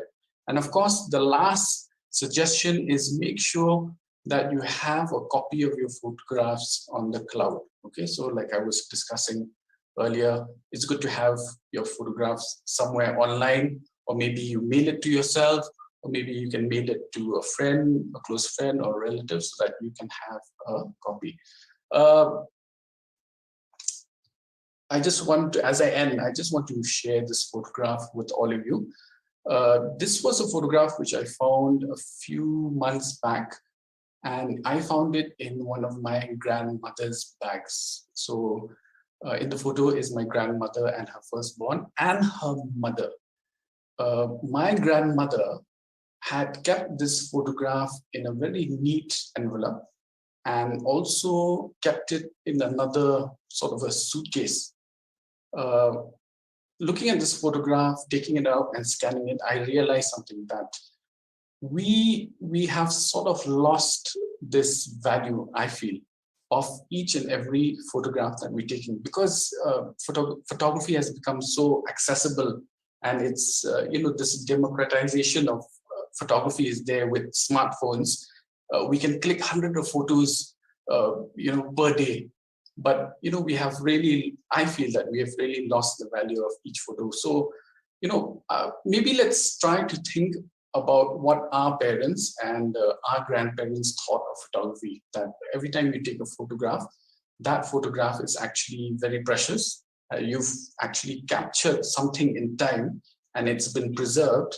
But unfortunately, unlike a printed photograph in the digital age, it's very difficult to preserve it. So that's why I think if you haven't already, start thinking about backing up your photographs. And maybe hopefully we will learn to value each and every photograph that we take, as we have this interest in photography. So just to end, if you are an organization or individual, we're very happy to help you out in case you have old photographs, old transparency slides. We're very interested in personal stories. Okay, we're very interested in photography of an individual, photography of a family. So please do contact us. I think I'll share my email address in the chat box. And happy World Photography Day to everyone. And remember that your personal archive is very valuable. Thank you. Thank you, Henry Majal, for actually telling us one very important area of photography, and that is saving and storage. I think that is one part we have not touched till now, and we are very happy that you were the one who was giving us an idea and a backup plan, a very important backup plan, I think. Now we move on to another very important part of this particular webinar, and that is the felicitation of our chief guest. He's been waiting quite some time. I'm sorry, sir, we've taken much of your time, and we're very happy that you are still put with us. Thank you. And I request our president, Rotarian Monica Chando, along with our senior Rotarian Pradeep Pillai, to kindly present our chief guest with the 4-way test. And this 4-way test will be delivered to you, sir, as and when you allow us to come to the Secretariat. Thank you. May I request our President and Rotarian Pradeep Pillai to kindly show the felicitation certificate. The 4-way test by Rotary is basically, we believe in the 4-way test of the things we think, say, or do. First, it is the truth. Second, is it fair to all concerned? Third, will it build goodwill and better friendships? Fourth, will it be beneficial to all concerned? This 4-way test memento will be presented to our chief guest, Sri Cyril B. Dingdor, IAS, when we get the opportunity to meet him physically. Thank you. Yes. I feel honored to felicitate you, sir. Mr. Cyril. Rotarian Harshit, can we have the share screen on the certificate, please? Thank you, Harshit. So this is the 4-way test that will be presented to you, sir, as and when you allow us. Thank you. Now, may I request Rotarian Mary Ann Jirwa to kindly introduce to us our chief guest. Good evening. Good evening, everyone present this evening through various online platforms. It gives me great joy to introduce our chief guest for this evening, Sri Cyril V.G. Dingdor, IAS, who wears many hats, added with many feathers. The Rotary Club Orchid City is extremely grateful to you, sir, for sparing your valuable time and consenting to be the chief guest for this webinar today as we celebrate World Photography Day on the topic, Mesmerizing Meghalaya, a click away. Sir, we know that you are very busy and have a lot of responsibility on your shoulder. Shri Cyril V.J. Lindo IAS is a past pupil of St. Edmunds, an IAS of 2010 batch. He was the SDO of Sora, DCE's Garo Hills and Southwest Garo Hills, Director Tourism, Managing Director MTDC, that is Meghalaya Tourism Development Corporation, Secretary to the government in various departments, including Home and CM's office. And he is also the son of our IPP, Dr. Vincent Darlong, VC, MLCU. Sir, the time is yours. Thank you. Thank you so much, Rotarian Dr. Mary Ann Jirwa, for that beautiful introduction, and a very good evening to all of you, especially the President, the Secretary, all the office bearers, the Chair, and all the others who are Rotarians who are here, including my father, and a lot of known people. So a very warm welcome to all of you also, and good evening. Thank you for inviting me to be part of this very important webinar on this World Photography Day, especially since it really relates to tourism. All the other distinguished speakers who have spoken before me, I won't take everyone by name in the interest of time, but I heard everyone here, so it was really a pleasure being part of this program. In the government, we always keen to learn, you know, there's always scope for learning, and today itself I've learned so many things from all the speakers. So thank you for this, this invitation to be part of this webinar, and a good evening to all of you. So let me begin. You know, actually in the last few years, if we see the growth of tourism world over, or even in our beautiful state of Meghalaya, a lot of it has been, in a sense, pushed or promoted by social media in a way, be it Facebook, Twitter, Instagram, YouTube, you name it. There's a lot of, you know, visual imagery, videos, a lot of beautiful photographs being uploaded on these platforms, including websites, which are really drawing tourists to our state. So therefore, the role of the photographer, the role of the people who, you know, tweet, who blog, who post such videos on the website, on their personal blogs, on Instagram, becomes so much important, because a lot of people who travel today look at these posts, look at these photographs, and then make their decision to travel. And this is happening the world over, not only in the state of Meghalaya, but the world over. So really, I think the first important message is the acknowledgement of the role that photography and photographers play in promoting tourism. Like Nathaniel mentioned, there has been a democratization of photography in a way, with everyone owning a smartphone and being able to capture this image real time. There are thousands of images that are being captured today. And we saw such beautiful photographs being displayed by Alan in that presentation, photographs of old and new.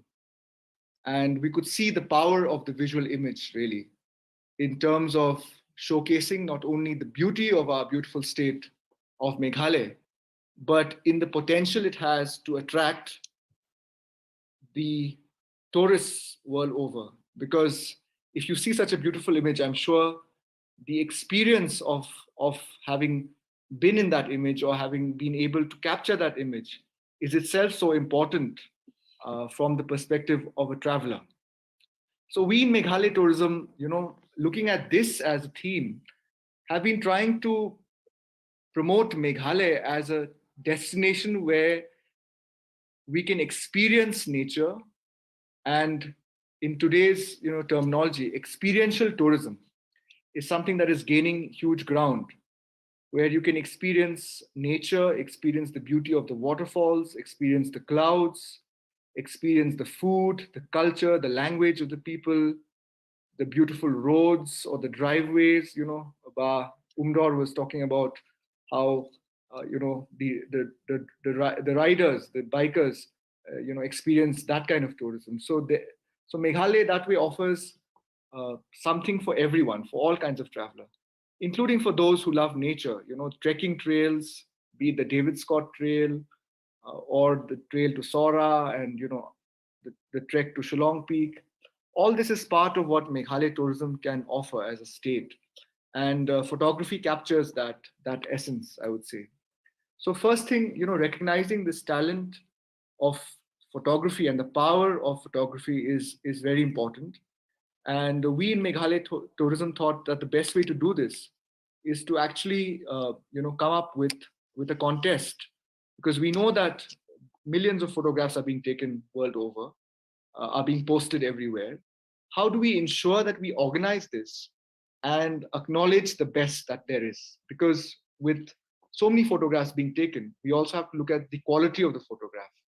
And we know that there are professional photographers, there are amateur photographers, and there are students who are doing photography. They are, it's like what Nathaniel mentioned, a real democratization of photography. So you have all kinds of people taking photographs. How do we recognize this?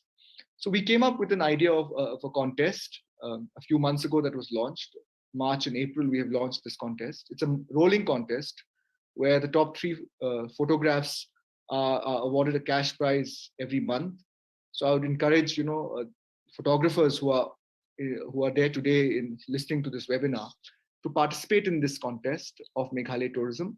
And we use these images in our website, which we launched recently, a new refurbished website, which has some of these beautiful photographs taken by some of the best photographers of our state. And it really gives recognition to the photographer, but more importantly, it showcases the best that Meghalaya tourism has to offer. Because like Mr. Vishu mentioned, the moment is so important in photography. You have to wait for the right moment. And like he mentioned, it's not easy to take the best photograph because it's a lot of hard work and effort. And I'm glad that this webinar is on that theme on World Photography Day, because we are acknowledging a very critical, input in the entire tourism industry, which is the power of the image, be it photograph. And I'll extend this to even, videos, because we have a lot of video logs or video blogs on YouTube where travelers who come to our state have become the ambassadors. They blog about the state, they showcase the best potential, and really through word of mouth, people are looking at these blogs, looking at the experiences of the travelers and visiting the state. So really the travelers become the ambassadors. So it's important to ensure that we welcome all tourists and welcome our guests in all ways possible. Mr. Umdor touched upon a point of cleanliness at one of the viewpoints, and I want to touch upon that on the second theme I want to talk about, which is that in Meghalaya, as you all know, most of our tourist spots are maintained by the community. They are owned, maintained by the community, be it Elephant Falls or any of the upcoming tourist spots, the Shillong Peak. So it's so important to engage with these important stakeholders who have been doing a great job of promoting tourism, but definitely with increase in footfalls, we need to be keenly aware about littering, about the fact that we need to promote sustainable and responsible tourism. All our tourism sites, if you look at even Maulinong, Sora, the community has been playing a huge role in promoting these destinations, in ensuring that they run it well. And the challenge today is how we can ensure cleanliness of these places.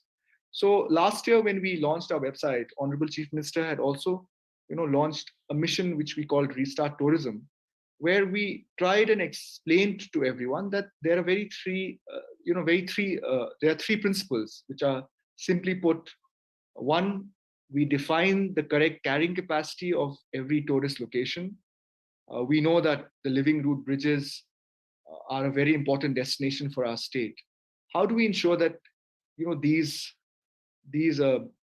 gifts of nature and this heritage of Meghalaya, which we have inherited, which is beautifully captured in some of the old photographs also, is preserved for not only this generation, but for future generation of tourists who can come there. So it's important to ensure that we define a carrying capacity of every location, so that we can ensure that we don't have over tourism in a way in some of these locations, so that the tourists who come in understand that sustainability and responsible tourism is a very important facet and pillar of Meghalaya, because we can't destroy nature while promoting tourism and having mass tourism. So one, define carrying capacity.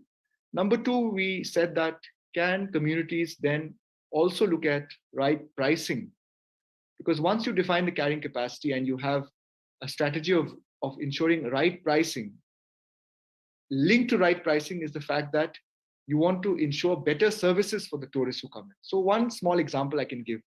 If we look at, Arwa Cave, how do we ensure that people who come into the cave do not enter the cave and deface, right, the cave? Because this cave has a lot of history, of geological history, of even fossils, etc., or any other cave, like we call it as in our state. So if you have a guided tour to this location, which many destinations world over have, then you can ensure right pricing. You can take people in groups, and the tour guide will not only tell you about the place, but give you an important perspective of the history of that location, of the culture of that location, of the entire experience of that location, so that the tourist who's visiting that location gets a full experience of how that site came to be recognized, what's the history of that location, what is the culture of the people of that location who are preserving that location, etc., etc. And the tourist goes back feeling much more fulfilled and experienced in terms of having visited that location, and also of the story behind this. So that way we also promote culture. We promote an important aspect of our oral tradition of oral storytelling and culture. So when a tourist visits Nokkalikai, we know that there's a story behind Nokkalikai, right? There's a culture behind that. So can we have every location which has a unique aspect of our history and culture to be where guided tours can be organized, so that tourists also feel that, and therefore the location can derive a right price for that entire package. I can give umpteen examples: the David Scott Trail, Nokkalikai, even the trek to the Living Root Bridges itself, as few examples. And the third principle of zero waste, how we can ensure that tourists who come in, we have a policy with the community of ensuring that waste is collected. First of all, it's not even generated, so that tourists don't bring in plastic, don't litter. They carry back plastic and litter wherever they go back to. They don't leave it there, because if you have to leave it at a location, someone then has to ensure that it's segregated and then again dumped at some other location, right? And then, so there are many ways to do it. Even at entry points of the tourist location, if the tourist is bringing plastic, you can ensure that that plastic bottle is left at the location. It's not carried into the cave or to the waterfall, left at the entry point for some of the locations. And a security deposit is given, and these things are returned to the tourists once they leave. So there is no question of generating waste also, in a way. So many innovative ways this can be done. So I wanted to bring these principles because it's important to kind of ground the type of tourism we're trying to promote on certain key principles, which will then ensure that all our locations become this pristine beauty, where any photograph that is taken is a photograph of beauty, because wherever we go, we see the beauty of Meghalaya. We see the beauty of the clouds. In fact, I'm sure that, Meghalaya is actually a photographer's paradise in that sense. So we can even, attract some of the world's leading photographers to come to Meghalaya, to our beautiful state, and take these beautiful shots. And what we have seen, actually, what Alan has shown is just the tip of the iceberg. There are so many locations which we have not even entered into, and how we can do it in a responsible and sustainable manner is really the challenge and the key. I mean, he showed Wei Saodong Falls, right? One of the beautiful photographs there. I think when I was SDO Sora, I didn't know many of these new locations that have now come up, because tourists are obviously looking for newer locations and newer circuits. So in the tourism department, we are looking at developing newer circuits, especially towards West Khasi Hills, towards Southwest Khasi Hills, so that this circuit from Shillong towards Garo Hills also becomes an important circuit. We know that today the traffic is between Guwahati, Shillong, Sora, Dauki, that axis, Amlarem, etc. How we can, ensure travelers travel via the highway within Meghalaya towards Nongstoin, towards Mount Graishan, towards Maushan Road, onto Garo Hills, onto Balfakram, etc., etc. There are, potential for various tourist circuits in our state, which we know of. So we are developing that. And, it's important to, going back to the theme of this webinar, to see how we can further work with photographers and ensure that we, are able to use the best images that we have to promote our state further.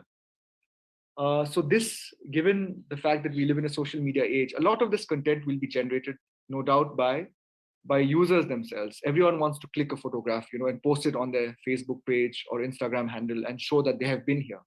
It becomes something on the bucket list.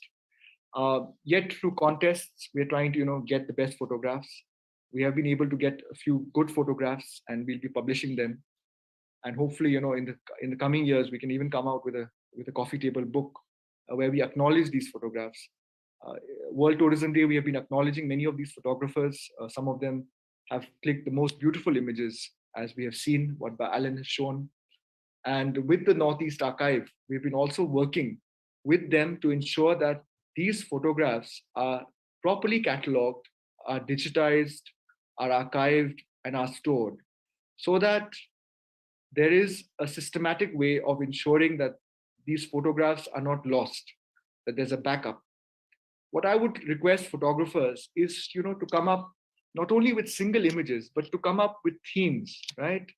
So if we have a festival like Baden Klam, or a location like the Living Root Bridge, can we take photographs that will tell a story on their own, a photographic essay, for example? So a lot can be done. We have a lot of creative talent. We have the Mass Comm department in St. Anthony's. We have a lot of students who are studying Mass Comm, a lot of students who are studying tourism and travel management in NEHU, in MLCU, in Lady Keane, and other colleges. A lot of enthusiasm is there among our youth to, to be part of this tourism sector, I would say. Not only, as a service provider, but as contributing to the sector by taking a photograph. And that's what we've been trying to do through this contest, to acknowledge these young photographers. So there is no limit in terms of, what photography can achieve. And tourism is one of the sectors to showcase this potential. So I encourage all our young friends to further participate in the contest.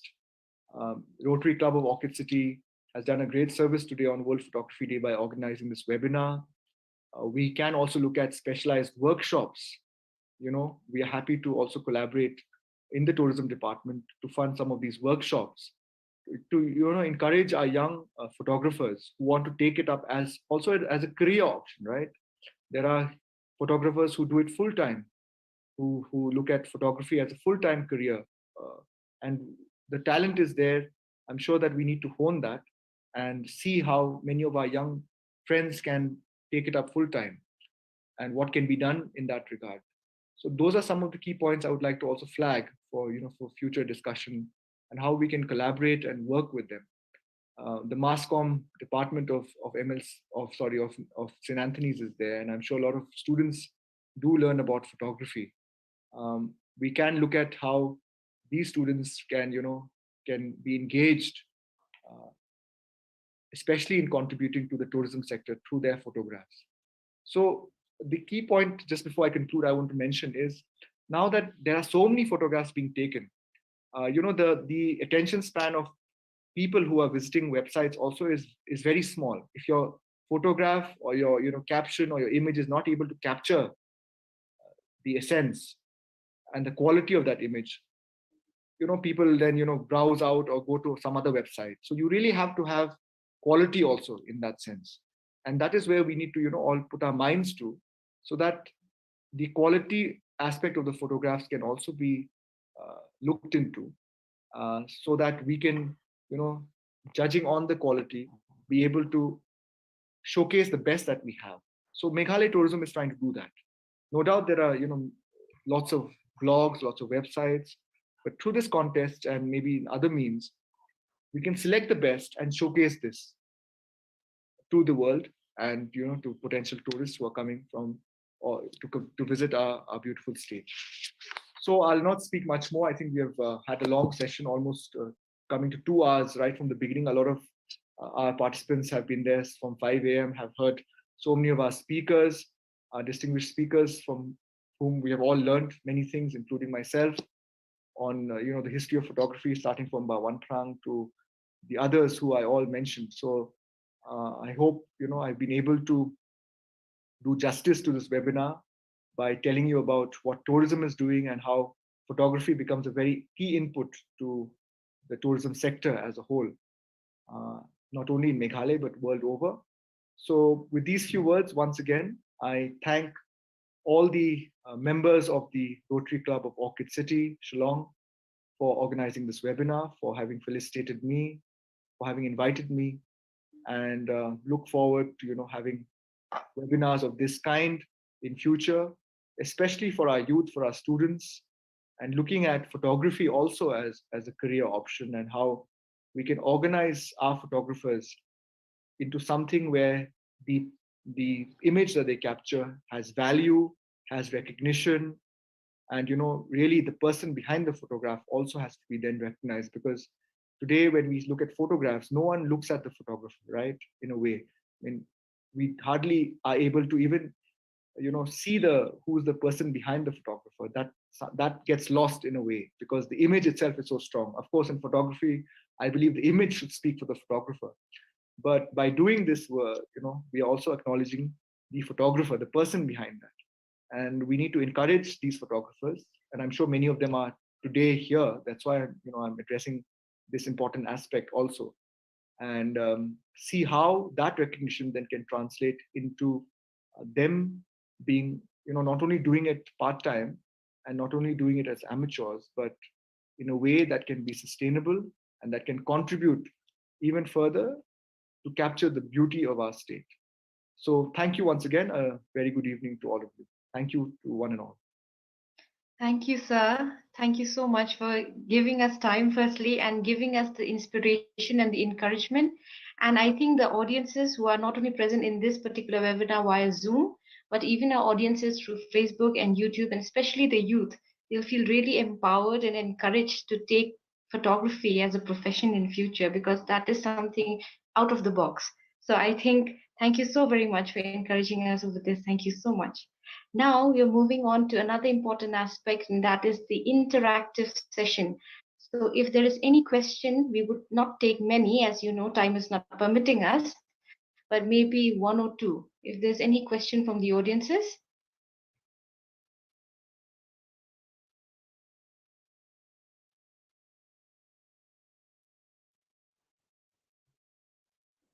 I think it was the enlightening interaction itself.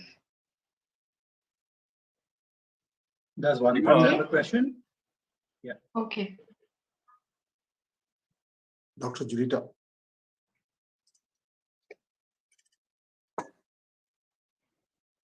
Can I? Hello, please go ahead.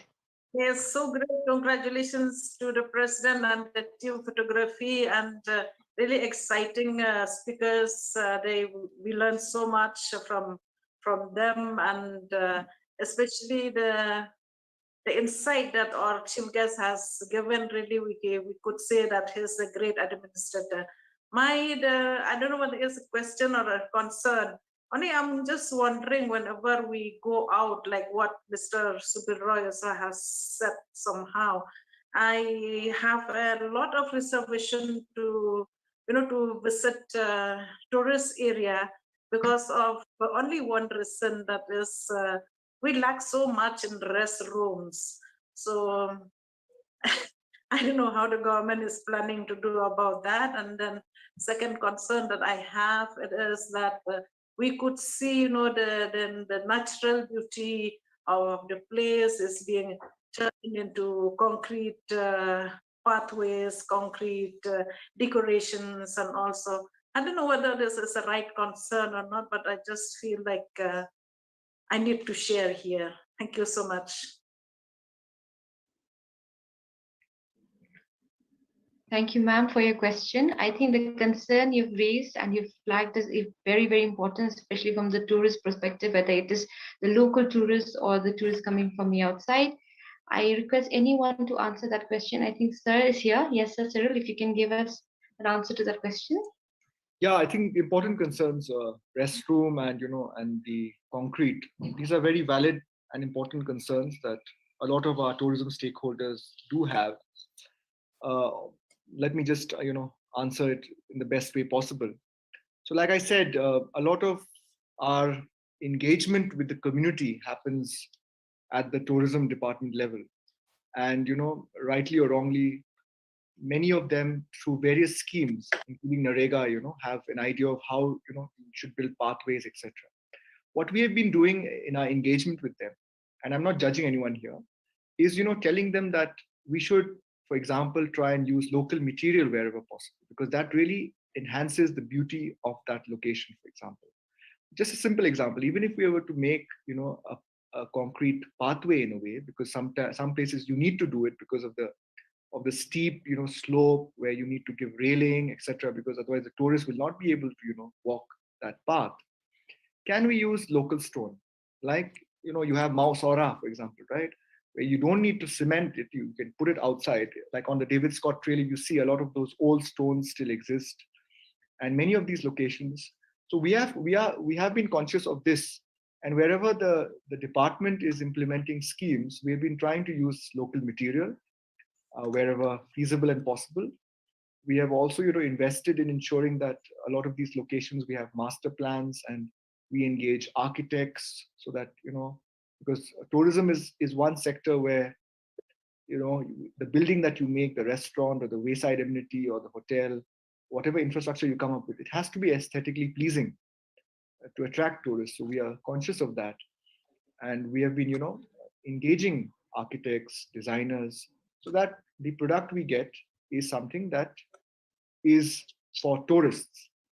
On the issue of toilets, we have been concerned about that, and we did come up with a toilet at the Rindang Brew viewpoint, but COVID happened, and that became used as a as a check gate, as a screening point for COVID. This is at the the Umiam viewpoint, which is a very important viewpoint where a lot of tourists do stop. So definitely we need to do more in terms of locating locations where we need to set up toilets, and not only toilets but good quality toilets where people will feel like stopping. And and of course it should be a model where people pay for it, so that the management and the maintenance of it is done, and the local community, because these toilets will not be run by the tourism department, they'll be handed over back to the community, back to the people who will be in charge of them. The revenue model has to be worked out, where they will have the incentive to keep cleaners, to ensure that water supply is not faulty, etc., cleanliness, so that maintenance also and operation is built into that model. So we are working on that, and any suggestions as to which locations you would like to have this also, we are always open to suggestions. You can always send it to me via email, and we will incorporate that and work with community, especially where land is available, because land also sometimes becomes a constraint. We have to talk to communities, get the land, etc. So I'll not say much more. I can go on, but just to answer yourself briefly, thank you for that concern. We will, we are looking into that, and we will also address that. Yeah. Thank you. Thank you, Sir Cyril, and thank you, ma'am, for asking a very valid question and Sir giving us a very concrete answer for it. Thank you so much. We have one more question. I think one of our participants, Madhubanti, is here. Her question is addressed to Shri Wanprang Dengdo. I would request Madhubanti to kindly unmute and pose your question, please.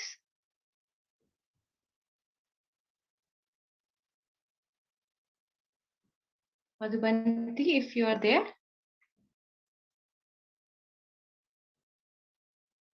Hello. Kindly unmute and you can ask your question. Yes. Hello. Am I audible? Yes, yes. Yes, you're audible. I can hear The question is for Wanprang Dengdo. Yeah. So good evening, everyone, and big thanks to all the panelists for giving this very enlightening presentation. And I'm addressing to Wanfrang because he's been also talking about, the whole power aspect of photography. So what I was thinking of is, do you think this whole democratization of photography and, with all of its accompanying implications of power and asymmetry also nevertheless empowers the viewer? Because I'm thinking of a viewer who is, who happens to be in a gallery, say at MoMA or NGMA, and looking at a photograph, quote unquote, of of a great piece of art. And on the other hand, is an internet user who can download or screenshot a photograph with a click, no matter who it is clicked by, and then scratch out a meme, and that can even go viral within seconds. And we've constantly, I mean, since some years, we've adopted this whole notion of virality in terms of, be it a video or a photograph. So do you think the viewer is nonetheless empowered through this, democratization of photography? Yeah, can you hear me?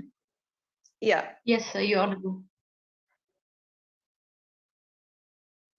I think first and foremost, I think you might also want to rephrase that question, because you talk about democratization, and if you look at the whole culture of, say, perhaps art galleries, these are spaces which are perhaps not very democratic to begin with, in the sense that access to these spaces is an exercise that perhaps only facilitates a certain kind of a consumer or a particular kind of an identity, However, I am not denying, or rather, I'm not saying that the arrival of photography or the arrival of cheap ways or economic ways or rather accessible ways to make photography has meant that we also have extended our audiences to a larger degree. I mean, we have been able to, like rightly pointed out, that social media platforms such as Instagram, Twitter, Facebook, and the rest of the other online platforms have facilitated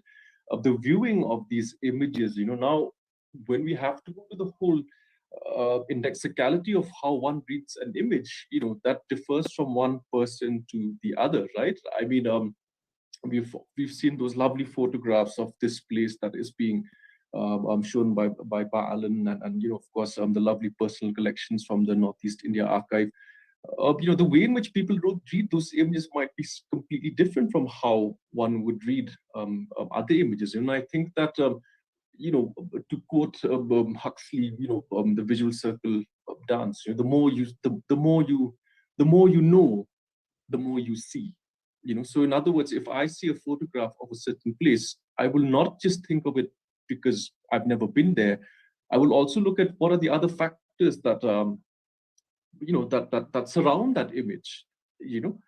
So I can't say that everyone reads the same image the same way. Maybe perhaps high definition glossy touristy images are something that a lot of people read the same way, and which is why they're extremely successful in putting across a certain message that which is quite useful for people who use the tool for touristy pursuits, and that's absolutely fine. I'm no one to tell people how to make photographs or not make photographs. And I also would respond to what Alan said earlier on, that that technology has allowed us to make these photographs. Indeed, they have, and I'm not saying that I'm against technology. That's absolutely absurd, because I myself make films and I myself make images. But what I'm saying is that the whole premise of what photography was supposed to be at one point of time has evolved over the years as well. Like what is a photograph used for? So these things have obviously changed over the past few years. And if I'm quickly allowed, Nat reminded me something very important about indexing and naming your files and backing them up. Similarly, Alan pulled out the photograph that I was talking about, the one of the Christian woman seated. That is actually a photograph by Oscar Malik, the French photographer, and not by the British who was stationed in Cherrapunji then.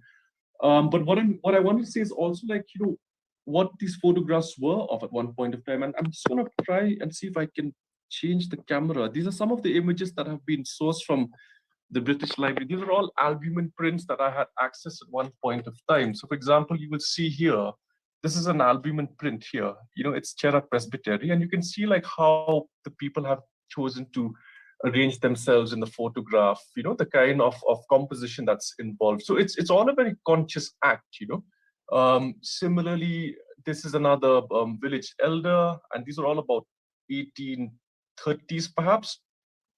This is somewhere in Mairang, as it says there on the top. That's another photograph of the same individual. This is another mission house here. But you can see like how, the different barometers of measuring civility and modernity were being employed. This is Mauplang a mission house, another mission house. And this is the other photograph that I'm not sure where Ba'alan has sourced this from, but this is also Shela pre-earthquake, because the earthquake was in 1897. This is about 30 to 40 years ago. So this is around about 1880 something. But anyways, the point that I'm trying to make is that yes, the photography has been extremely democratic, and it has been extremely instrumental in putting out, communications across. But everything in this context is also a double-edged sword, right? One can use them for different purposes, and an image speaks 1,000 words, which is why, like, the first thing that it's being done anytime that there is a problem is to completely make sure that there's no circulation of images over WhatsApp, because that is the power of the visual medium. And I think that is something that, as photographers, as people who participate in these kind of activities, we have a huge responsibility upon ourselves in the way and manner in which we choose to represent where we come from. I hope that answers your question. Thank you. Thank you, Bawan Prang, giving an insight along with examples. I think Ms. Madhavanti must be happy with your reply. I request Rotarian Surya Banerjee. I think he too has a question. You can unmute yourself. Thank you, Rotarian Dr. Rima. I have a small query for Speaker Sri Nathalian Majau. Sir, you had talked about backup photography, and nowadays there are a lot of good printers available in the market to print your digital photographs, sir. So what is your thoughts on that? Is it a good idea to keep the photographs in a printed form, or we should still go for the more of a digital format as of now? Yeah, thank you for the question. Personally, I think the best form of backup till now is the printed form. Okay, I can understand that a consumer or anyone, it would be a little expensive in these days, but I think this is of course a very personal take on this. I think if you are a photographer and you're very serious about photography, forget that. I think if you are somebody who wants to save memories, okay, if you're somebody who wants to save memories, print your photographs. Okay, I think the cheaper way, of course, is always digital and making digital backups in different media and uploading it online in your cloud securely. But yeah, I still think printing them, not all of your photographs, but printing them is the best way for saving your photographs for years and years. I think Mr. Wanprang was talking a bit about that photograph of Khasi portraits. So I believe, Wanprang, that photograph has survived for 100+ years. And in fact, all of these photographs that we're looking at the archives, and Wanprang and Ba'alan have seen the physical copies of these photographs and archives have been printed photographs. So there's this longevity of print that is there that we cannot deny. Okay, so I think in short, if you want to save photographs for the long term, print your photographs, because digital is still temporary. Thank you. Thank you, sir. Thank you, Nathaniel, for answering that question. I think we have one last question which we can take, and that is coming from the Rotary Club of Orchid City, Rotarian Harshad Bari. Hello, good evening. So this question is largely for everyone, because this, as an amateur photographer myself, I contemplate, as I understand, before digital photography, editing was very little to none. There would be filters, there'd be lenses, but that itself was an art. since digital photography has entered the frame, editing itself has become, I don't know, maybe contentious topic. Some people call it art too. So keeping it short, what would be your views on editing itself? Anyone or everyone, what would be your use of editing? Is the purist versus creators concept, I guess. And yeah, digital art isn't going away. So what is real or what is unreal, and what is talent and what is just a filter, maybe, just a wide maybe thought discussion on that, maybe. I would request Nathaniel to kindly give some inputs on that. Yeah, so I think in short, see, I also teach Photoshop in St. Anthony's College, and this is what I say: do what you want. Okay, it's your photograph. Edit as much as you want. Okay, go berserk with what you own. All right. However, if you're a documentary photographer, or you're out there, doing an essay or a documentary style of photography, I think there are limits. All right. So even big organizations that like World Press Photo also have certain restrictions, and they should actually have restrictions on how much you edit your photograph, because if you're going out there and trying to document or show the truth, then obviously you don't want to cross that line and edit your photographs far beyond recognition. But apart from that, I always tell my students, experiment, go berserk, your photographs is what you've taken. To complicate that question slightly more, maybe digital art or maybe a digital photograph itself can be converted today into an NFT. NFT is a non-fungible token, which is exactly the same picture which you or I can see or even maybe reuse. But the only difference is there is coding behind it, which says who the owner of that photograph is, right?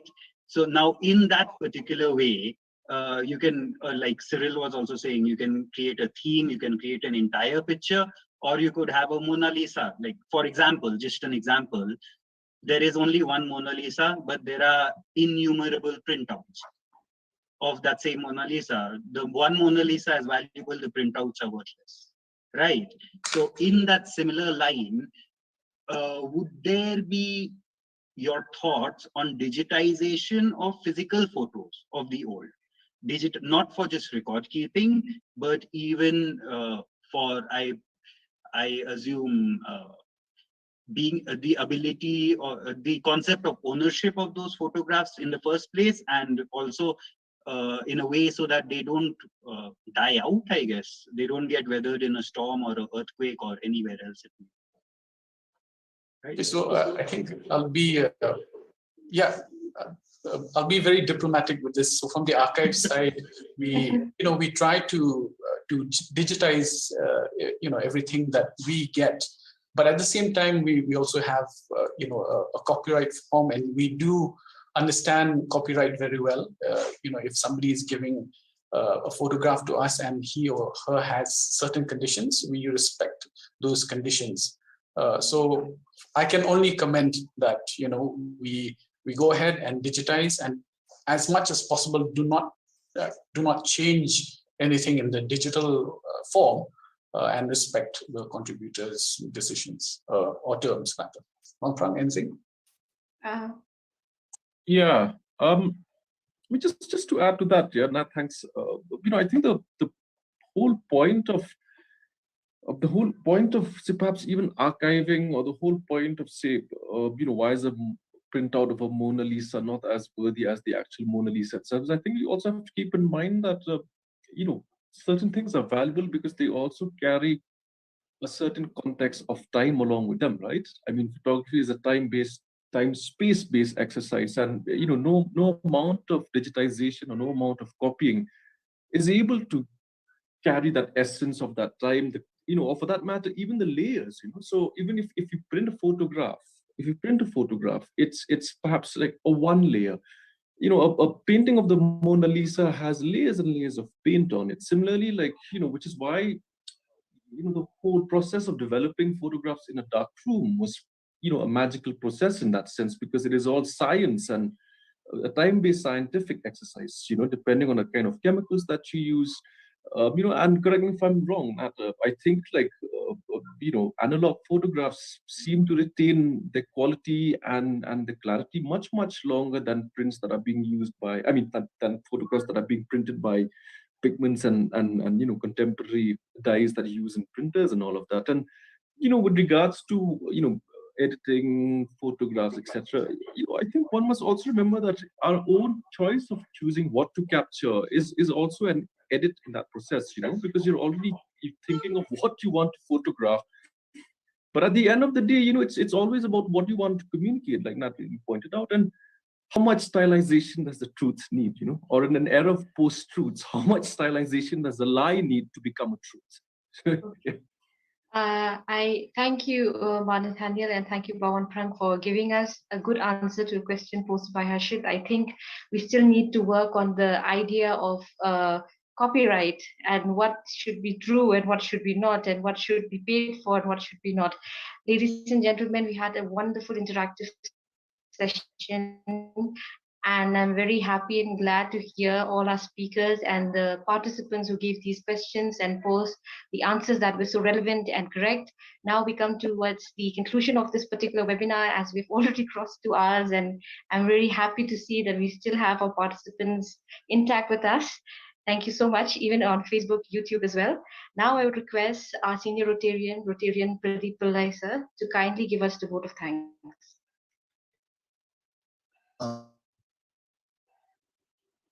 Kindly unmute. Yeah. Thank you. Thank you, Rotarian Dr. Rima, respected President, Rotarian Monica, the Chief Guest of the Day, Sri Cyril Midi Dingdong, the immediate past President, Rotarian Dr. Vincent Dalong, and the Chair of the project, Dr. Rima. Today is indeed a day to be captured as a photo and carried in our memories for a long time. The World Photography Day has been in existence for a long time, but we've often been reminded about the same in the newspapers when we see that next day. But for our Rotarian members who have planned to make it a different one this year, thank you for making it memorable, and eventually would like to thank all the chief guest who has been very who has been very candid and open in his discussions about the seminar today. And with our clubs, and he's one who has been with our club for a long time. As a student, he has come to our club in 2011 or 12, I remember. And being the son of Dr. Vincent, he's always part of the Rotary Club of Orchid City. Thank you, Mr. Cyril V.D. Dingdong, for your gracious presence and the futuristic view about tourism to make Meghalaya a photographer's paradise. Thank you. I'm sure we will remember this speech of yours today. I'd also like to thank the eminent speakers today, Mr. Alan West Karkongor, for your wonderful pictures that will be etched in our memories. Mr. Wanprang Dingdong, your pragmatic approach to photography. Mr. Damian Umdor, giving us the biker's perspective of photography. Mr. Vishu Singhania, expressing the amateur photographer's passion. Mr. Nathaniel Majau, for archiving wonderful photographs that we have. All your presentations were excellent and thought-provoking. Thank you very much. Our team of Rotarians, Rotarian Bedarius, Rotarian Matthew, Rotarian Surjo, for your support to the program as introducers. Our sincere thanks to our sponsors, Royal Enfield Singla and Go Somewhere, who have helped us to organize this program.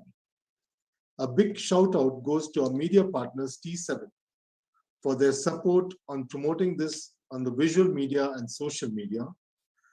Also, our thanks to the Shillong Times for your association to make this program a success. Very special thanks to our president who helped conceive this concept and allowing the committee to do it independently. The program would not have become a reality without the very energetic organizing team led by Rotarian Dr. Rima, supported ably by Rotarian Dr. Mary Ann with her guidance, Rotarian Sahil Singla, our secretary, Rotarian Harshit Bauri, the youngest Rotarian in our club who just joined us around 3 months back, who has been the driving force of this unique project. Let me acknowledge all those who have supported unconditionally for the success of this project. Thank you all participants. We had at one time around 53 participants, and we have had many people from within and outside the Rotary fraternity. A lot of photographer, enthusiasts who've been with us. Thank you very much for being and making this seminar, a webinar, a wonderful and a successful one. Thank you very much. Thank you, Pradeep Lisa, for giving us the vote of thanks. Ladies and gentlemen, we have come to the end of our webinar. It's just wonderful having everyone stay with us. Another important announcement, which will be going now even via YouTube and Facebook also, the results for the photography contest will be declared via our print media partners, the Shillong Times, and that will be after the date of extension, that is the 27th. Thank you, everyone. I think now we're off to fellowship according to Rotary, so we can switch on our mics. And there are some who want to go for dinner, I can see. So Vida, you're in a hurry?